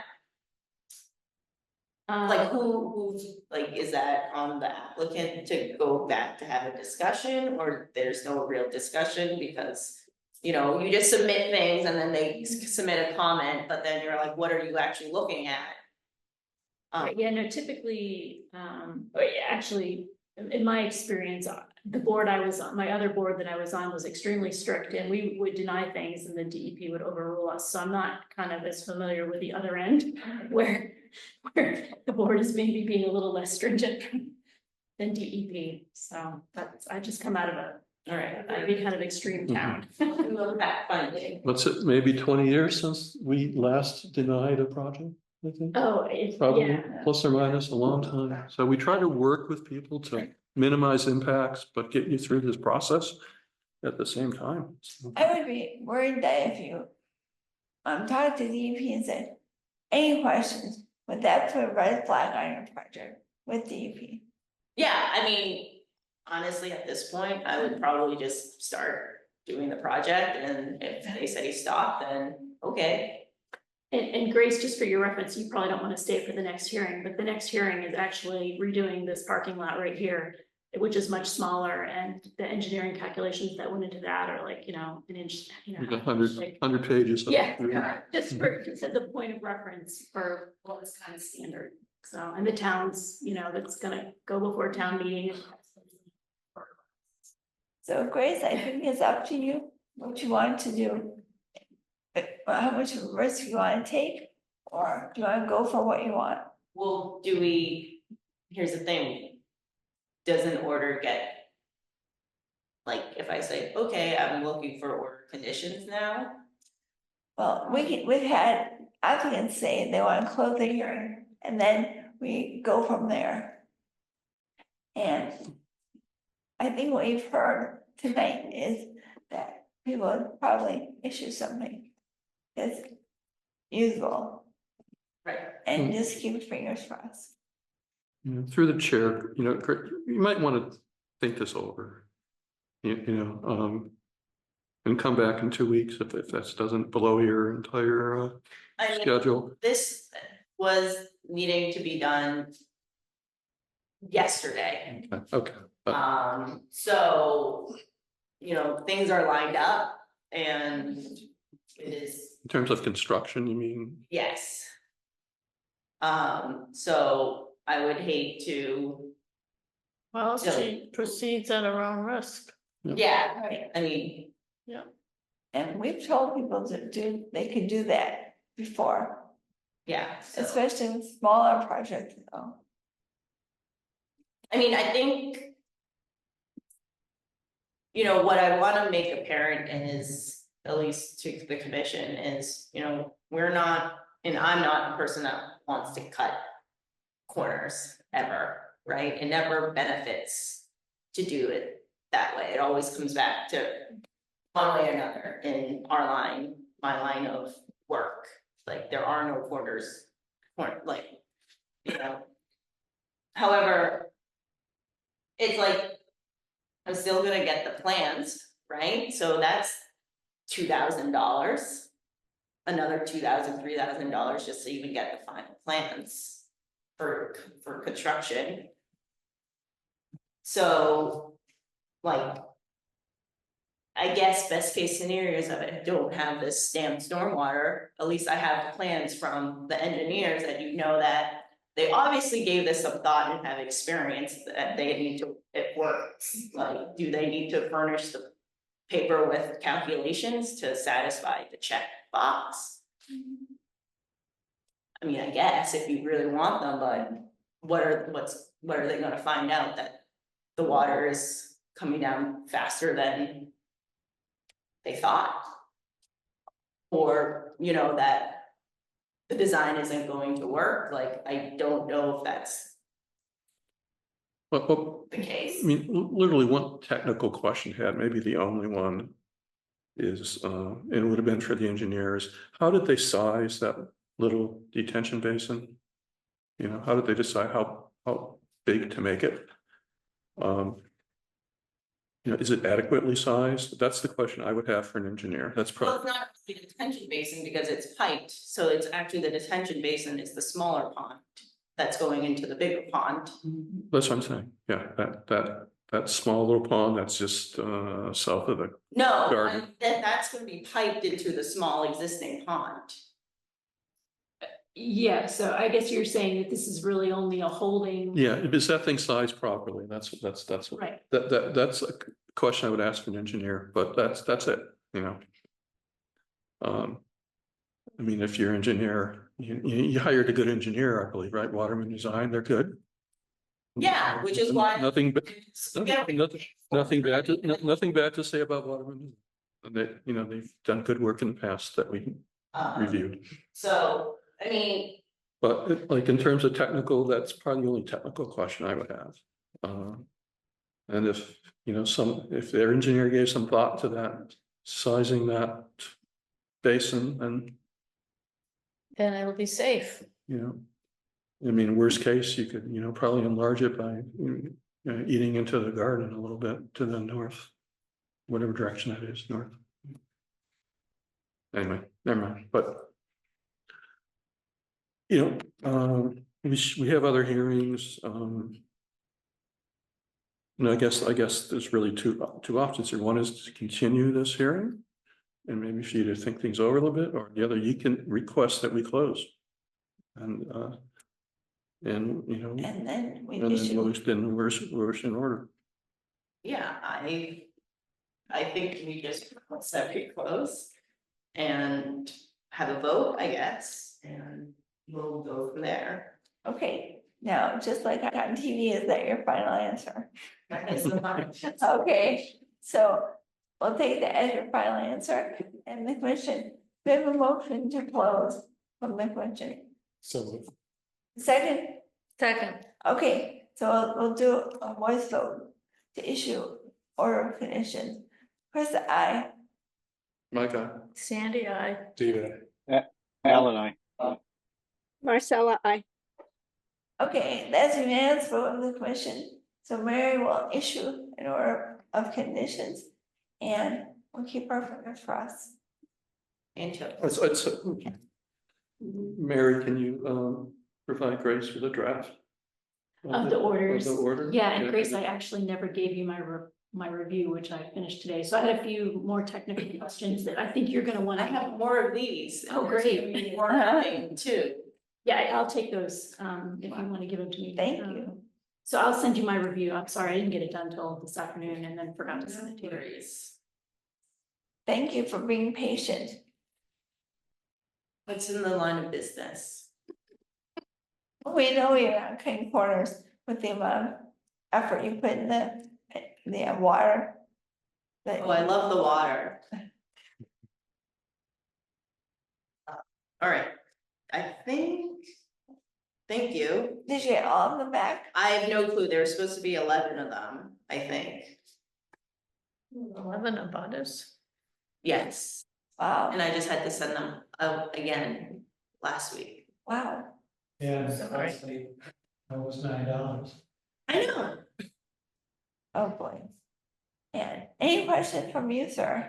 No, I'm good. Okay. This is Ralph. Makes, There. makes a lot of sense. Ralph is my chief fixer. Oh, okay. But thank you. Makes sense. You're welcome. Should we be worried? No, Ralph Ralph helped us fix the driveway, right, Ralph? Oh, yeah. Ralph said it's time to retire from fixing the driveway. Wow. Oh, excellent. I think Good it's job, fixed Grace. anymore. Okay, We appreciate, and I appreciate the fact that you have Farm Upton. You don't have enough of them. Well, it should be much prettier Yes. soon down there. Looks great, yeah. Some planting going on and. The tractor went back and forth. Oh, yeah. I've had a ton of rain right now. Before it got dark, I was walking all in the gutter. Into the pond, that's what I Yeah, say. that's why you built it. That's why we built it, so I appreciate the commission in working with us, because I know that despite everything, knowing that we're on the same side, right? That we both want the same things, and hopefully, I think, you know, in looking at all the improvements or the infrastructure stuff that we do, it's really in the light of leaving the farm and the land in a better condition than when we got it, so that anyone after us, whoever it may be, like, it's gonna be the turnkey piece of property or farm that any person that is a capable farmer will be able to have success. You know, in doing that hard work. And yeah, at sometimes I wanna rip my hair out knowing that I have to come again for something. But it's with that, you know, that in mind, that, you know, doing it, trying to do it the right way and being proactive about things and being totally transparent, like, you know, Bill and Marcelo walk by every single day, so it's not like we're not gonna, it's not like I can hide anything anyways. So they often stop if we see them to talk about what's next, or, you know, how the stone, did you see the big stone that fell off the wall next to the driveway? Yeah, so things like that, where it's like, oh, another, so I appreciate the patience, and, you know, I know my delivery is always never the best working on it. But I appreciate your patience, and Mary, your help in getting through all this stuff. It's really enlightening. Good. Stormwater report. Well, you've learned more about water than you ever wanted to know. Agreed. So thank you. You're welcome. All right. Good luck. Thank you. Thank you. Okay, now we have the 10 Water Street. all right, notice is hereby given in accordance with the Wetlands Protection Act that the Upton Conservation Commission will hold the following public hearing on Wednesday, June 26th at 8:30 p.m. A notice of intent filed by the town of Upton for the creation of a pocket park, creation of a footpath, and replacement of existing parking area at 0 Warren Street. I think I need to, who's going to be sharing their screen? Hi, this is Matt Brennan with BSC Group. And I think that I was expecting my colleague Doug to be on and share, but I have it queued up if he's not able to join here. Looks like he's here. Sorry, there it is. Is Okay. there anyone else? There's a Chris Murphy and Kenzie Morrison that you're expecting. We have Dominic Rinaldi, who is a engineer for the project with us, in case any questions about stormwater come up. Can't imagine that happening. Uh-oh. No, nor I. All right. But good. I'll Finally connected. Well, thank you everyone for taking us on tonight. As Matt mentioned, we're here from the BSC Group to talk about the Warren Street Park and the existing parking lot next to the town hall. Can everybody hear me okay? Yes. I'm going to share my screen.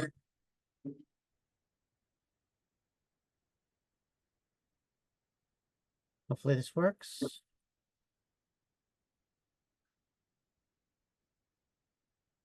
Can everybody see that?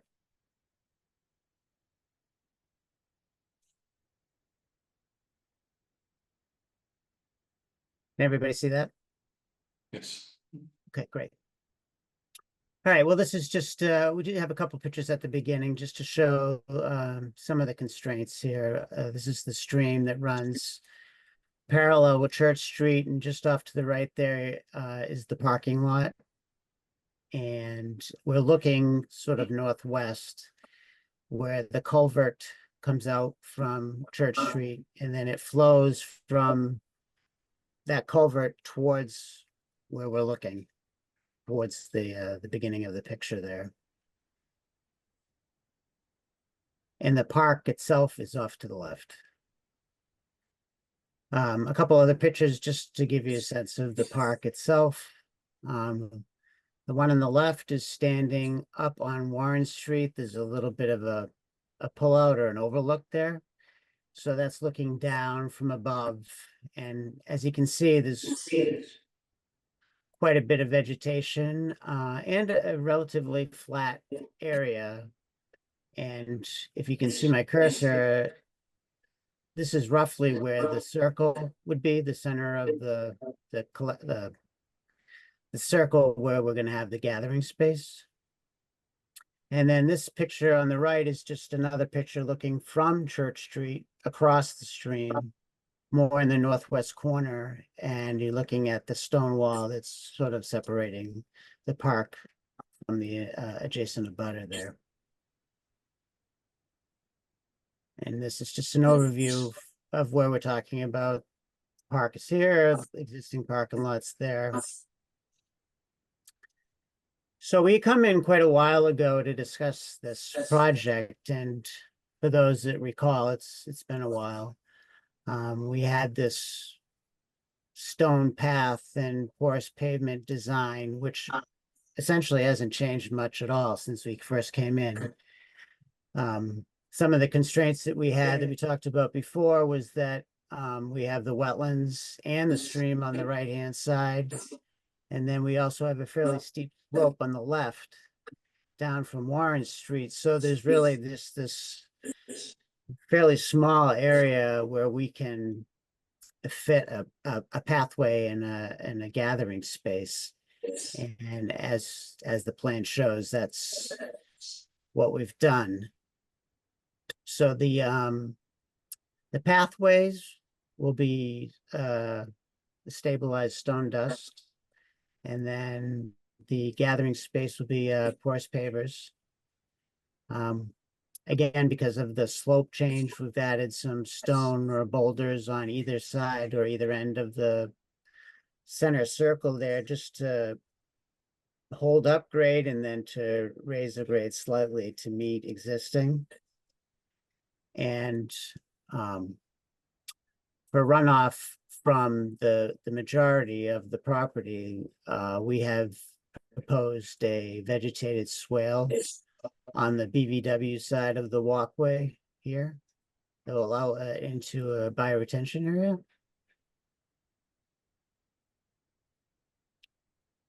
And then for planting, we've just proposed all native planting species and seed mixes. I know there was some talk about trying to mimic the garden in the woods look out here, but it would be difficult to do that, just simply because the topography doesn't allow us to sort of swing or sway the walkway much at all. And again, just to maintain accessibility, that pathway, we've tried to keep it on grade as much as we possibly can to minimize the disturbance off on either side. So, and in an effort to help that, we added a few stone walls along the pathway, again, just to minimize what would be disturbing out in the wooded area here. And there are a couple other small retaining walls that would match and tie into the existing segmental wall that's at the corner of the parking lot now. And The rest of this falls into resource areas, which I'll hand over to Matt to discuss. Sure. Thanks, Doug. Again, Matt Burns, senior ecologist with BSC. As Doug mentioned, the site is very small. It's about 1/3 of an acre in size, and it's constrained by the presence of wetlands. I just hand colored. The dark blue is the stream that occurs on the site. It's a little bit, it's funny, the USGS topographic map is unclear on symbology on how much of this stream is actually perennial or intermittent. Rather than get into a kind of deep dive into this, we're just looking at the entire site as being riverfront area. Seemed to be the easiest path forward to figuring that out. In bright green is the delineated bordering vegetated wetland that's associated with the west bank of the stream on the site. And then in orange is the FEMA floodplain, which is at elevation 298. Doug, if you could go forward. Oh, yeah. And that's just sort of reoriented so we could zoom in a little bit. As you can see, the site is constrained. If you look at the topographic lines, that area between the bright green BVW line and the orange FEMA floodplain line is really the only portion of the site that's flat enough to do an accessible path.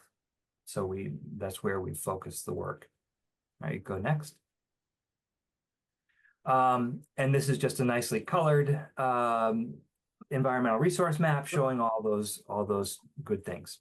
Okay, so next slide, Doug. As I said, the entire site can be looked at as having riverfront area. The entire project would occur in riverfront area.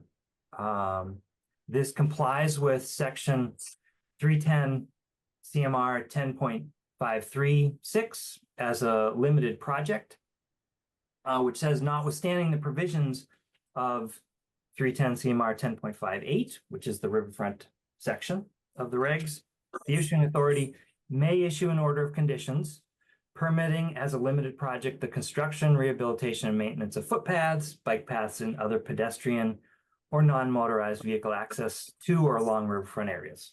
So this clearly fits. The project has been designed to avoid proposed impact to bank, bordering vegetated wetland, land under water bodies and waterways, and it makes no change to land subject to flooding. So we think we're in compliance with the state regulations. Because, go ahead to the next one. Again, due to the site constraints, we are unable to adjust the location of the project to avoid the local setbacks for proximity to the river and proximity to the bordering vegetated wetland. We tighten things up as much as possible, but nonetheless, we are unable to design to the standards of the local bylaw. We do include a bioretention, as Doug mentioned, shown here, along with a vegetated swale to manage stormwater from the site. And then finally, the component of the project that deals with reconstructing the existing parking lot at Town Hall is something that's already been permitted by the commission.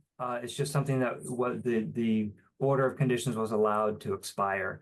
So we're back with no changes to that at all. And so hopefully we would hope that still meets your approval. Yeah, the only real changes were the striping and then the extension of the parking up Warren Street. There was some paving that was unnecessary, so we removed some excess impervious area. And we just, instead of having the accessible parking space away from the building, we put it up closer to the existing curb cut. But otherwise, we we maintained and held the extents of the parking lot that was permitted previously.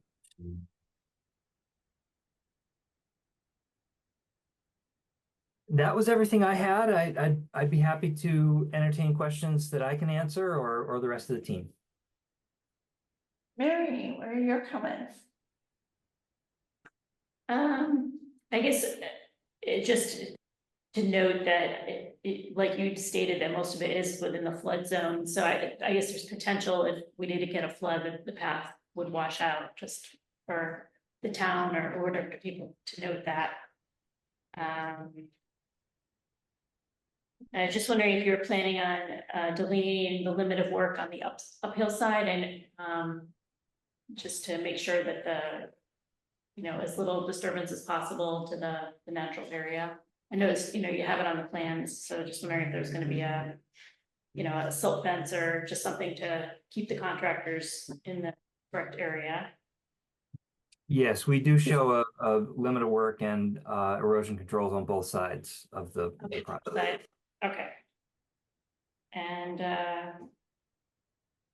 yeah, not too many other comments. Obviously, the commission needs to consider the alternatives analysis for the riverfront area, but given the goals of the project, it seems like this is the best you can do, in my opinion, of creating a handicap accessible trail. Just another comment on the planting plan. It would be nice to see the totals of each species, just to kind of get an idea. The planting plan is fairly elaborate, so it'll take some time to count them all out, but it looks like it'll be a nice addition. There is no yet. Yeah, I just held off on that because just to make sure that once construction begins and I think we get a better sense for the actual pathway, because there may be some flexibility to wiggle it a little bit, because the topography may not show it quite accurately enough, but there may be some room to have that instead of just be the straight shot through the woods, which is kind of abrupt. If it could swing and possibly even miss a tree or two. And I guess one of the other things that we didn't talk about that's important in this whole process is that, and I did mention this before, I just wasn't sure that there were, but there's quite a few Norway maples within the property. There are several very large Norway maples along Warren Street, and there's also some sugar maples as well. And then I believe Mary went out today and sort of confirmed what we suspected, that a lot of the saplings that you saw in the picture from the overlook are saplings that you would typically see with a Norway maple, which makes it invasive. So there is a consideration for the commission to decide what, if anything, we would do with those Norway maples.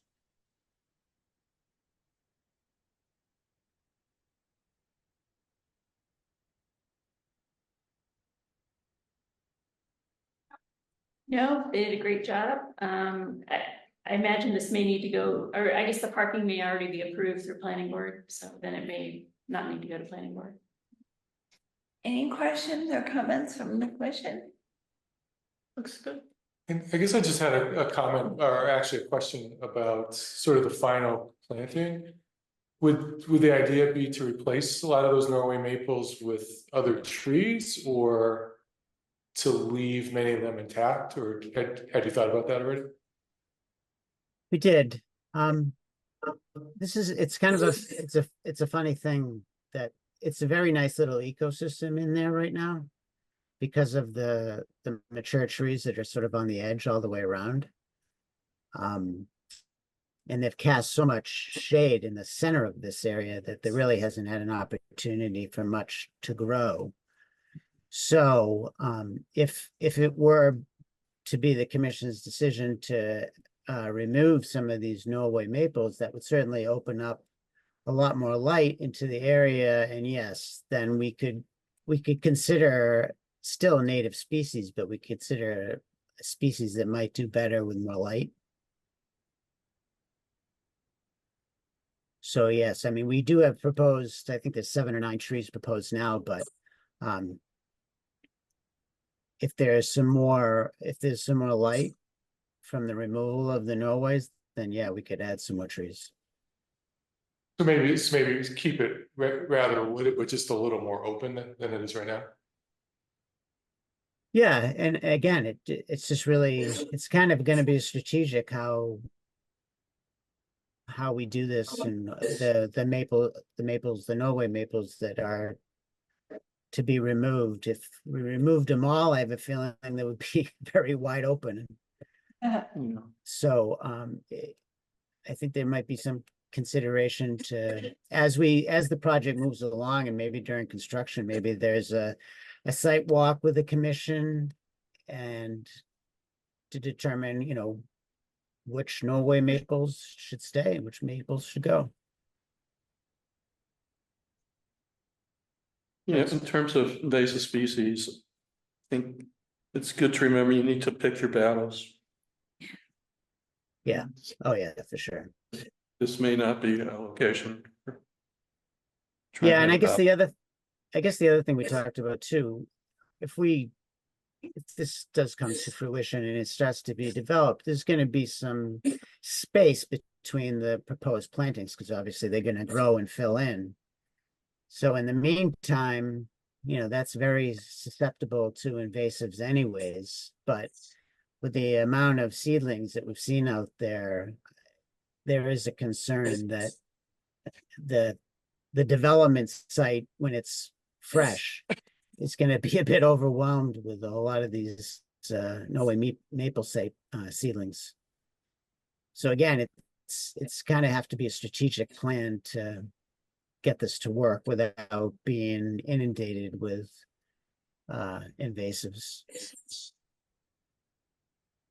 Any other questions or comments from the commission? I do. Mary, do you have the picture of the culvert erosion? Can you bring that up? Yes.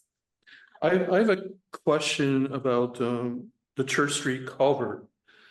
And there's an erosion problem there. Then I'm kind of wondering, maybe it was just outside of your scope to deal with it. But Mary has some pictures that were taken, I think in 2019, the commission was doing like an Earth Day cleanup. And that's the first time we noticed this erosion issue. We've made it known to the town manager, actually 2 town managers, DPW director. And I'm just wondering, you know, I guess first question is, you know, why wasn't this addressed in this plan? Was it just outside of your scope? It's hard to know from that picture where exactly that is. That's the oh, I see it. Never that's mind, the culvert right there. Well, I can tell you, when I walked out there a couple weeks ago with the vegetation that's out there right now, I wouldn't see it. Well, it's there. Yeah, you know, I'm not this was doubting taken a few years ago. So, and you know, I just was wondering if there's any opportunity. I don't know what kind of a contract you have with the town. If there's any opportunity here to add some kind of a erosion control element to this plan. I looked at your stormwater report, and the 100-year flow was 0.5 CFS. It's a 48-inch culvert, I believe. And here's where I'm not an engineer, it becomes relevant. I'm just curious, you know, what the flow velocity outside of that, through that culvert might be. And once we knew that, we could possibly decide whether or not some bioengineering might be appropriate here, some low-cost bioengineering, maybe a 20-inch fiber log, you know, backfilled and planted behind it with some shrubs, some bioengineering design like that. But I just don't know what kind of velocities are coming out of that culvert to make a determination whether bioengineering would be appropriate here or not. Well, I guess that's 2 questions. The first question is, can this be added to your scope of work And the second question would be, could you evaluate alternatives, especially looking at a relatively low cost bioengineering option here to address this? I don't think this eroding bank is very far from the trail that you're proposing. I'm not exactly sure what the setback is, but it's it's not that far from the trail, is it? That's where it Oh, does kind of get pinched in a bit because of the stone wall on the abutting property. So yeah, near the culvert, it does start to narrow down. I still think we maintain 10 or 12 feet from the bank, but you're right, it does start to encroach on that area. And honestly, I've been out there several times and I didn't notice that.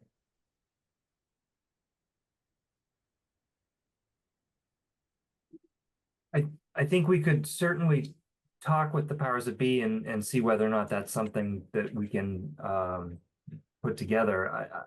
I know that kind of the budget we've been working under is tight, so I don't know what there is for construction or further design, but we can certainly have conversation with Jeff and Doug and see what opportunities there are. Because you're right, I saw that when I was there in the spring and was concerned about the erosion. So it'd be worth making an effort to shore up. Thank you. Yeah, and again, check out check out what the velocities are coming outside that culvert, and it's possible a fairly low cost fix could be designed here, I think. But anyway, thank you for considering this. Any other questions or comments? Yes, ma'am. Just to back up what Mike said, I live directly across the street on the other side of that culvert, just in front of my yard. And I can tell you for a fact that pipe can be full up to the top, blowing through there, because that's when it backs up in our basement. That the other side of that channel overtops. It's becoming 2 or 3 times a year, which will just blow out anything you put in that park, like, if that's not probably dealt with, it'll be an issue for sure. I can tell you we've been here 22 years now, and it happened once in 2005, and then now after is because the channel up the street, coming across the old chicken farm, is all grown in and smashed in now, so the water doesn't have a clear run anymore. It's just caving in that whole channel. So, and this is the downstream will have the effect of that. What's your name, ma'am? I'm sorry, Susan Nolan, 7 Church Street. Nice to meet you. And did you sign it? Thank you. Susan, does the stream ever dry up? Now, I've never seen it dry. It's come close. But never dry. Thank you for those observations. They're helpful. I have one other question, just, is the intent for the park to be visible from Warren Street and Church Street? Does anyone know, like, if they're taking down the small Norway's saplings and seedlings, which I think I agree, it's almost all full of that, or the locust trees. Is it intended to be visible to invite people in, or is it gonna kind of be a secluded park? No, it's definitely it's supposed to be inclusive for both. And I think this goes back quite a while. From the initial conversations we had with the town, that there is some vision within the town to have this pedestrian connectivity from different parts of the town, so that they all can, so you can walk, so essentially you can walk from one side to the other of the town. So in talking with the church, they would very much like to be able to utilize this pathway for just for the reason of being able to utilize that space out there. And, maybe get some people over to Church Street. I guess there's a little cafe over there that they would love for more people to be using. So, yeah, the idea is to make this very open, very inviting, and part of a future pathway system throughout the town. Do we have other members of the audience? Yeah, I see, Chris Murphy, you've got your hand up. Okay, Chris? Yeah, can you hear me? Yes. Great. Yeah, so echoing what Susan said, from the upstream part of this, one thing that we have noticed as of recent is that there is severe flooding, and we have pictures of this from December of 2023, of essentially in this picture where the person is standing, that was totally underwater, and there was basically a pond down in the lot from us. So we can send the pictures to the Conservation Committee and the people who are designing this to take a look at, which will show where that flooding came to. Our concern is that if you build infrastructure there, it may get flooded out. And I think the problems that I saw was not only the outflow from the upstream pipe or culvert, but the downstream pipe was also much too narrow to accommodate the water that was flowing through. So that's one concern that we had. The other is that the wetlands, if you look at I guess what I consider wetlands is where the skunk cabbage is growing during the year. And it's actually growing through much of the majority of that, of the lot down from us. So that needs to also be taken into consideration. Those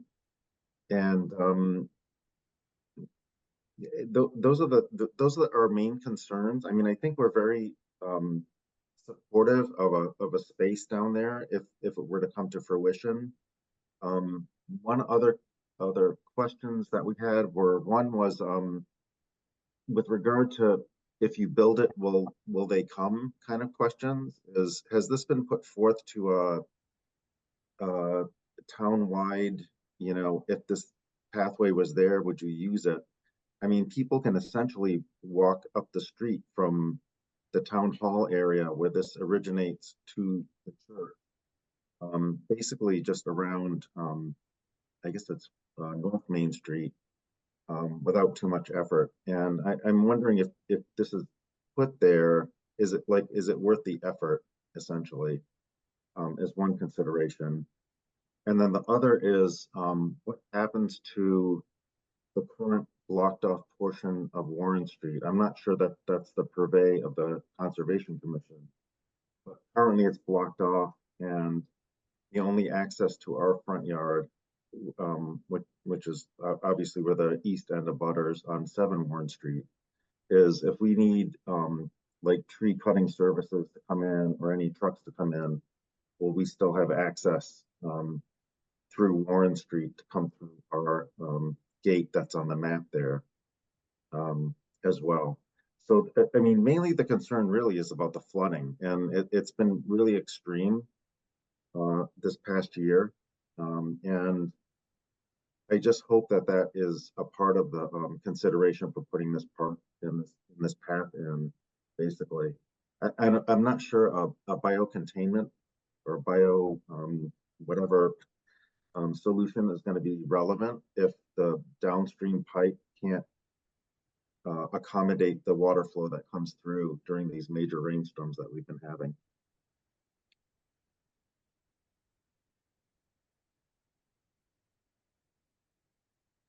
Okay. Thank you. We did make note of your comments. And I can send the photos of the flooding that happened in December if you guys need to see those. And Yes, incorporate those into any plans. That'd be great, because I know this will be continued. Yeah, and just Okay. one other comment, this will have to go through town meeting to be funded, I believe, so at that point, it will be before the townspeople, but. Okay. I think the planner isn't here, but he may be better be able to tell you what kind of previous work has been done on this. I think it's been in the works for a while. Okay, fantastic. Thank you. And do we have other questions or comments from the audience? And I have one question myself. Did we get the green cards? Oh, if I didn't forward those along, I will do so immediately. I do have them. Thank you. And do we have a DEP number yet? No. Gotta get continued. So Mary, what time is good? And hopefully by next meeting we'll get the DEP number. Yeah, that was my failure of not calling them a couple of days ago. I should have done that. I probably could have got one. That's all right. How about 8:15, July 10?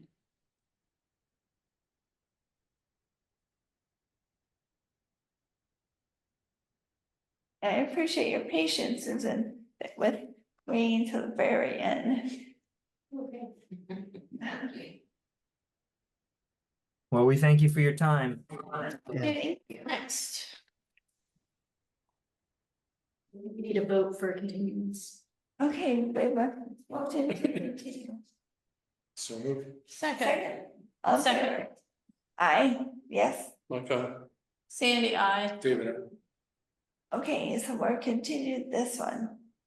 And one, Get our people on the screen.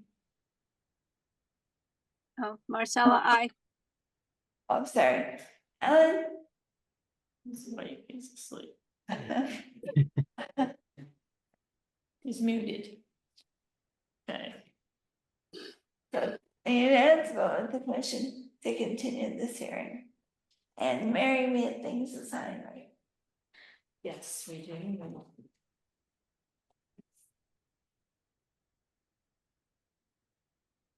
In the signature folder, there's also a card for Pat Roach, who's going to retire. So, yeah, I think most of you have already signed. Okay. You see these Sure. Thank you very much. Dave maybe has some. Oh, there's something. Okay, just go through the. Did you sign the? Oh, Thank you. Thank you for coming. We have to vote, yes.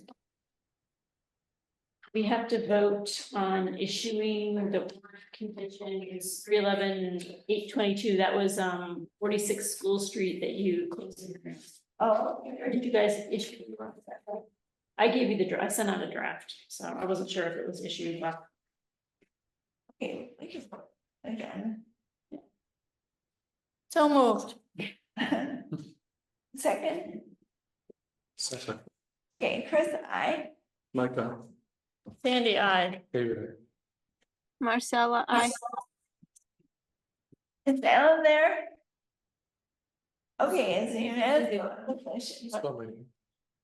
Bad thing is, I know those say turn the AC off. Now I got one this way, so I can go get that one again, Okay, but we're on. Oh, that's great. That's great. I signed it. No, that's great. I signed it. I mean, turn it on. My feet can All tell. set. What's next? Oh, Adjourn? if that. I think Mike Erner to do more quick things. That's getting kind of late, but there, could I see them? So at the Robinson Bridge and then the Forest Heights, I mean, I don't know. Yeah, I don't, okay, the Forest Heights might be the one to talk about, because there might be, if you guys have a couple more minutes. Yeah. Got an email, or actually someone called Mary, and I got in touch with someone from Native Plant Trust. They wanted to come out and monitor a rare plant population at Whitney Conservation Area. It's also in the Bonner Natural Area, which is the Metacom property nearby. And it's the large world pagoda, which is an orchid, a colonial orchid. And I said, sure, go ahead. You know, they've done it before. I didn't have any, problems just speaking for both the commission and Metacom to allow them to do that. And they may have already done it. They were gonna go out there when it was in flower, which maybe it was like last weekend. So they may have. But when I was communicating with them, it occurred to me that they might have an interest in this wetland, which is on Forest Heights, which is the town-owned property to the north of Bonner and Whitney. This is actually a very kind of interesting wetland. It's got a moat around part of it, maybe most of it, which is a certified vernal pool. We went out there in 2006, a bunch of us, when we were looking for vernal pools in this area. And I found just like enormous number of egg masses in this moat around this wetland. Pardon? Sorry. Anyway, and then the other interesting thing here, see that those kind of light colored evergreens? I think they might be cedar, like not quite cedar. And also we had an old report from somebody who was delineating out there who said he saw some spruce, some black spruce. So I thought, well, I told the Native Plant Trust people about this. I said, would you guys like to take a look at this wetland? It might be a rare plant community that Natural Heritage would like to. We've got several of these in town. And they looked at this imagery and they said, sure. Now there's a chance this is just like a run-of-the-mill red maple wetland towards the center, but I think it might be more interesting than that. But anyway, they said they'd love to look at it. So then I communicated with the town manager, said, hey, do you have any problems with, Native Plant Trust going out here and taking a look at this? Since, we don't manage this town property, but it's not managed by the commission or land stewardship. And that's where things just hit a roadblock. I don't have an answer. Mary tried to communicate with Joe. Today, actually. Did he have it? He's going on vacation tomorrow, so I think he has a lot of things in his mind. Yeah. He said he'd think about it when he got back. So, but When's he getting back? I feel like it was Monday. He's just gone for Thursday, Oh. Friday. But Because I think Native Plant Trust would like to get out here maybe sometime in July or June. So there's no real thing, there's no risk to the town. I mean, it's not like, we're gonna find something out here that's gonna put 1,000-foot buffer around it to limit development of this property. It's already a certified pool. Exactly, it's already got the 100, it's just be a nice thing to know. Oh, yeah, for sure. What's out there and, anyway, so that's where we are. Yeah, looking at that signature, it definitely looks interesting. There's a lot going on there. So I think that what I like to do is just so I didn't totally waste your time. That's in the spring. Just so I didn't waste your guys' I'd like to make a motion that the commission formally ask the town manager for permission to allow the Native Plant Trust botanists to survey the Forest Heights wetland. Do we have a second? Second. Okay, let's do both vote. Chris, aye. Like I. Sandy, I. David. Marcella, Ellen? Alan's asleep. Helen's there. Okay, it's a unanimous vote of the Thanks, commission. guys. Thank you, Mike. That's interesting. Cool. Yeah. When the land was turned over to the select. It was for general municipal purposes and something else, but something, developable and conservation purposes. That's true. That's right. That's, we met with the board at the time. Right. And they agreed that it was worthy of preserving at least some of them. And if there's anything worth preserving, it could very well exist. And I think half of that is are down the land. No, it's mostly on, it's all on, Forest There is Heights. something that seems to straddle the two properties. Yeah, that's a little further to the west, but. So when you talk to Joe or whoever talks to Joe, you need to mention that that land was intended to be used for conservation purposes. As well as whatever else the town wanted to do with it. And the other thing I'm concerned about is there was recently a case in Minnesota, I think, where the Minnesota Supreme Court determined that taking land and not essentially not auctioning it off and giving any excess to the landowner, the taking, illegal taking. So we may not be in a position where we, and I'm not sure this would apply to already taken land, but it could. But at some point, I think we're gonna end up across the United States with a situation where if you take land, you only get to take it for what you do, which is not the case today. In this case here, however, no lots, and maybe. So we're gonna hopefully adjourn. So moved. So moved. Okay, excellent. And we have your name. We're doing all together. Good job, guys. Thank you very much, Chris. Thank you. See, I'd like being up here rather than downstairs. Yes, I would love to be up here rather than downstairs. We'll just have to figure the mics out. I feel like people on the screen, well, great, maybe you can say, were you able to hear everyone or no? No, you can't really hear the people. Yeah. And as long as they don't turn the AC off on it. Well, it was freezing when we got here, so, or they may have turned it up. Yeah, I tried to bump it up, but or bump it. We might have to leave. It's freezing. Yeah, unfortunately, the thing is, makes a hell Oh, of noise. Yeah. It did make it hard to hear. wow. So Thank do you you guys for like it up here? And there's more. Yes. Yeah. Grace, do you having suffered through this meeting and other meetings when we were downstairs? Which do you think is a better venue for people listening in remotely? You have a thought on that? Downstairs.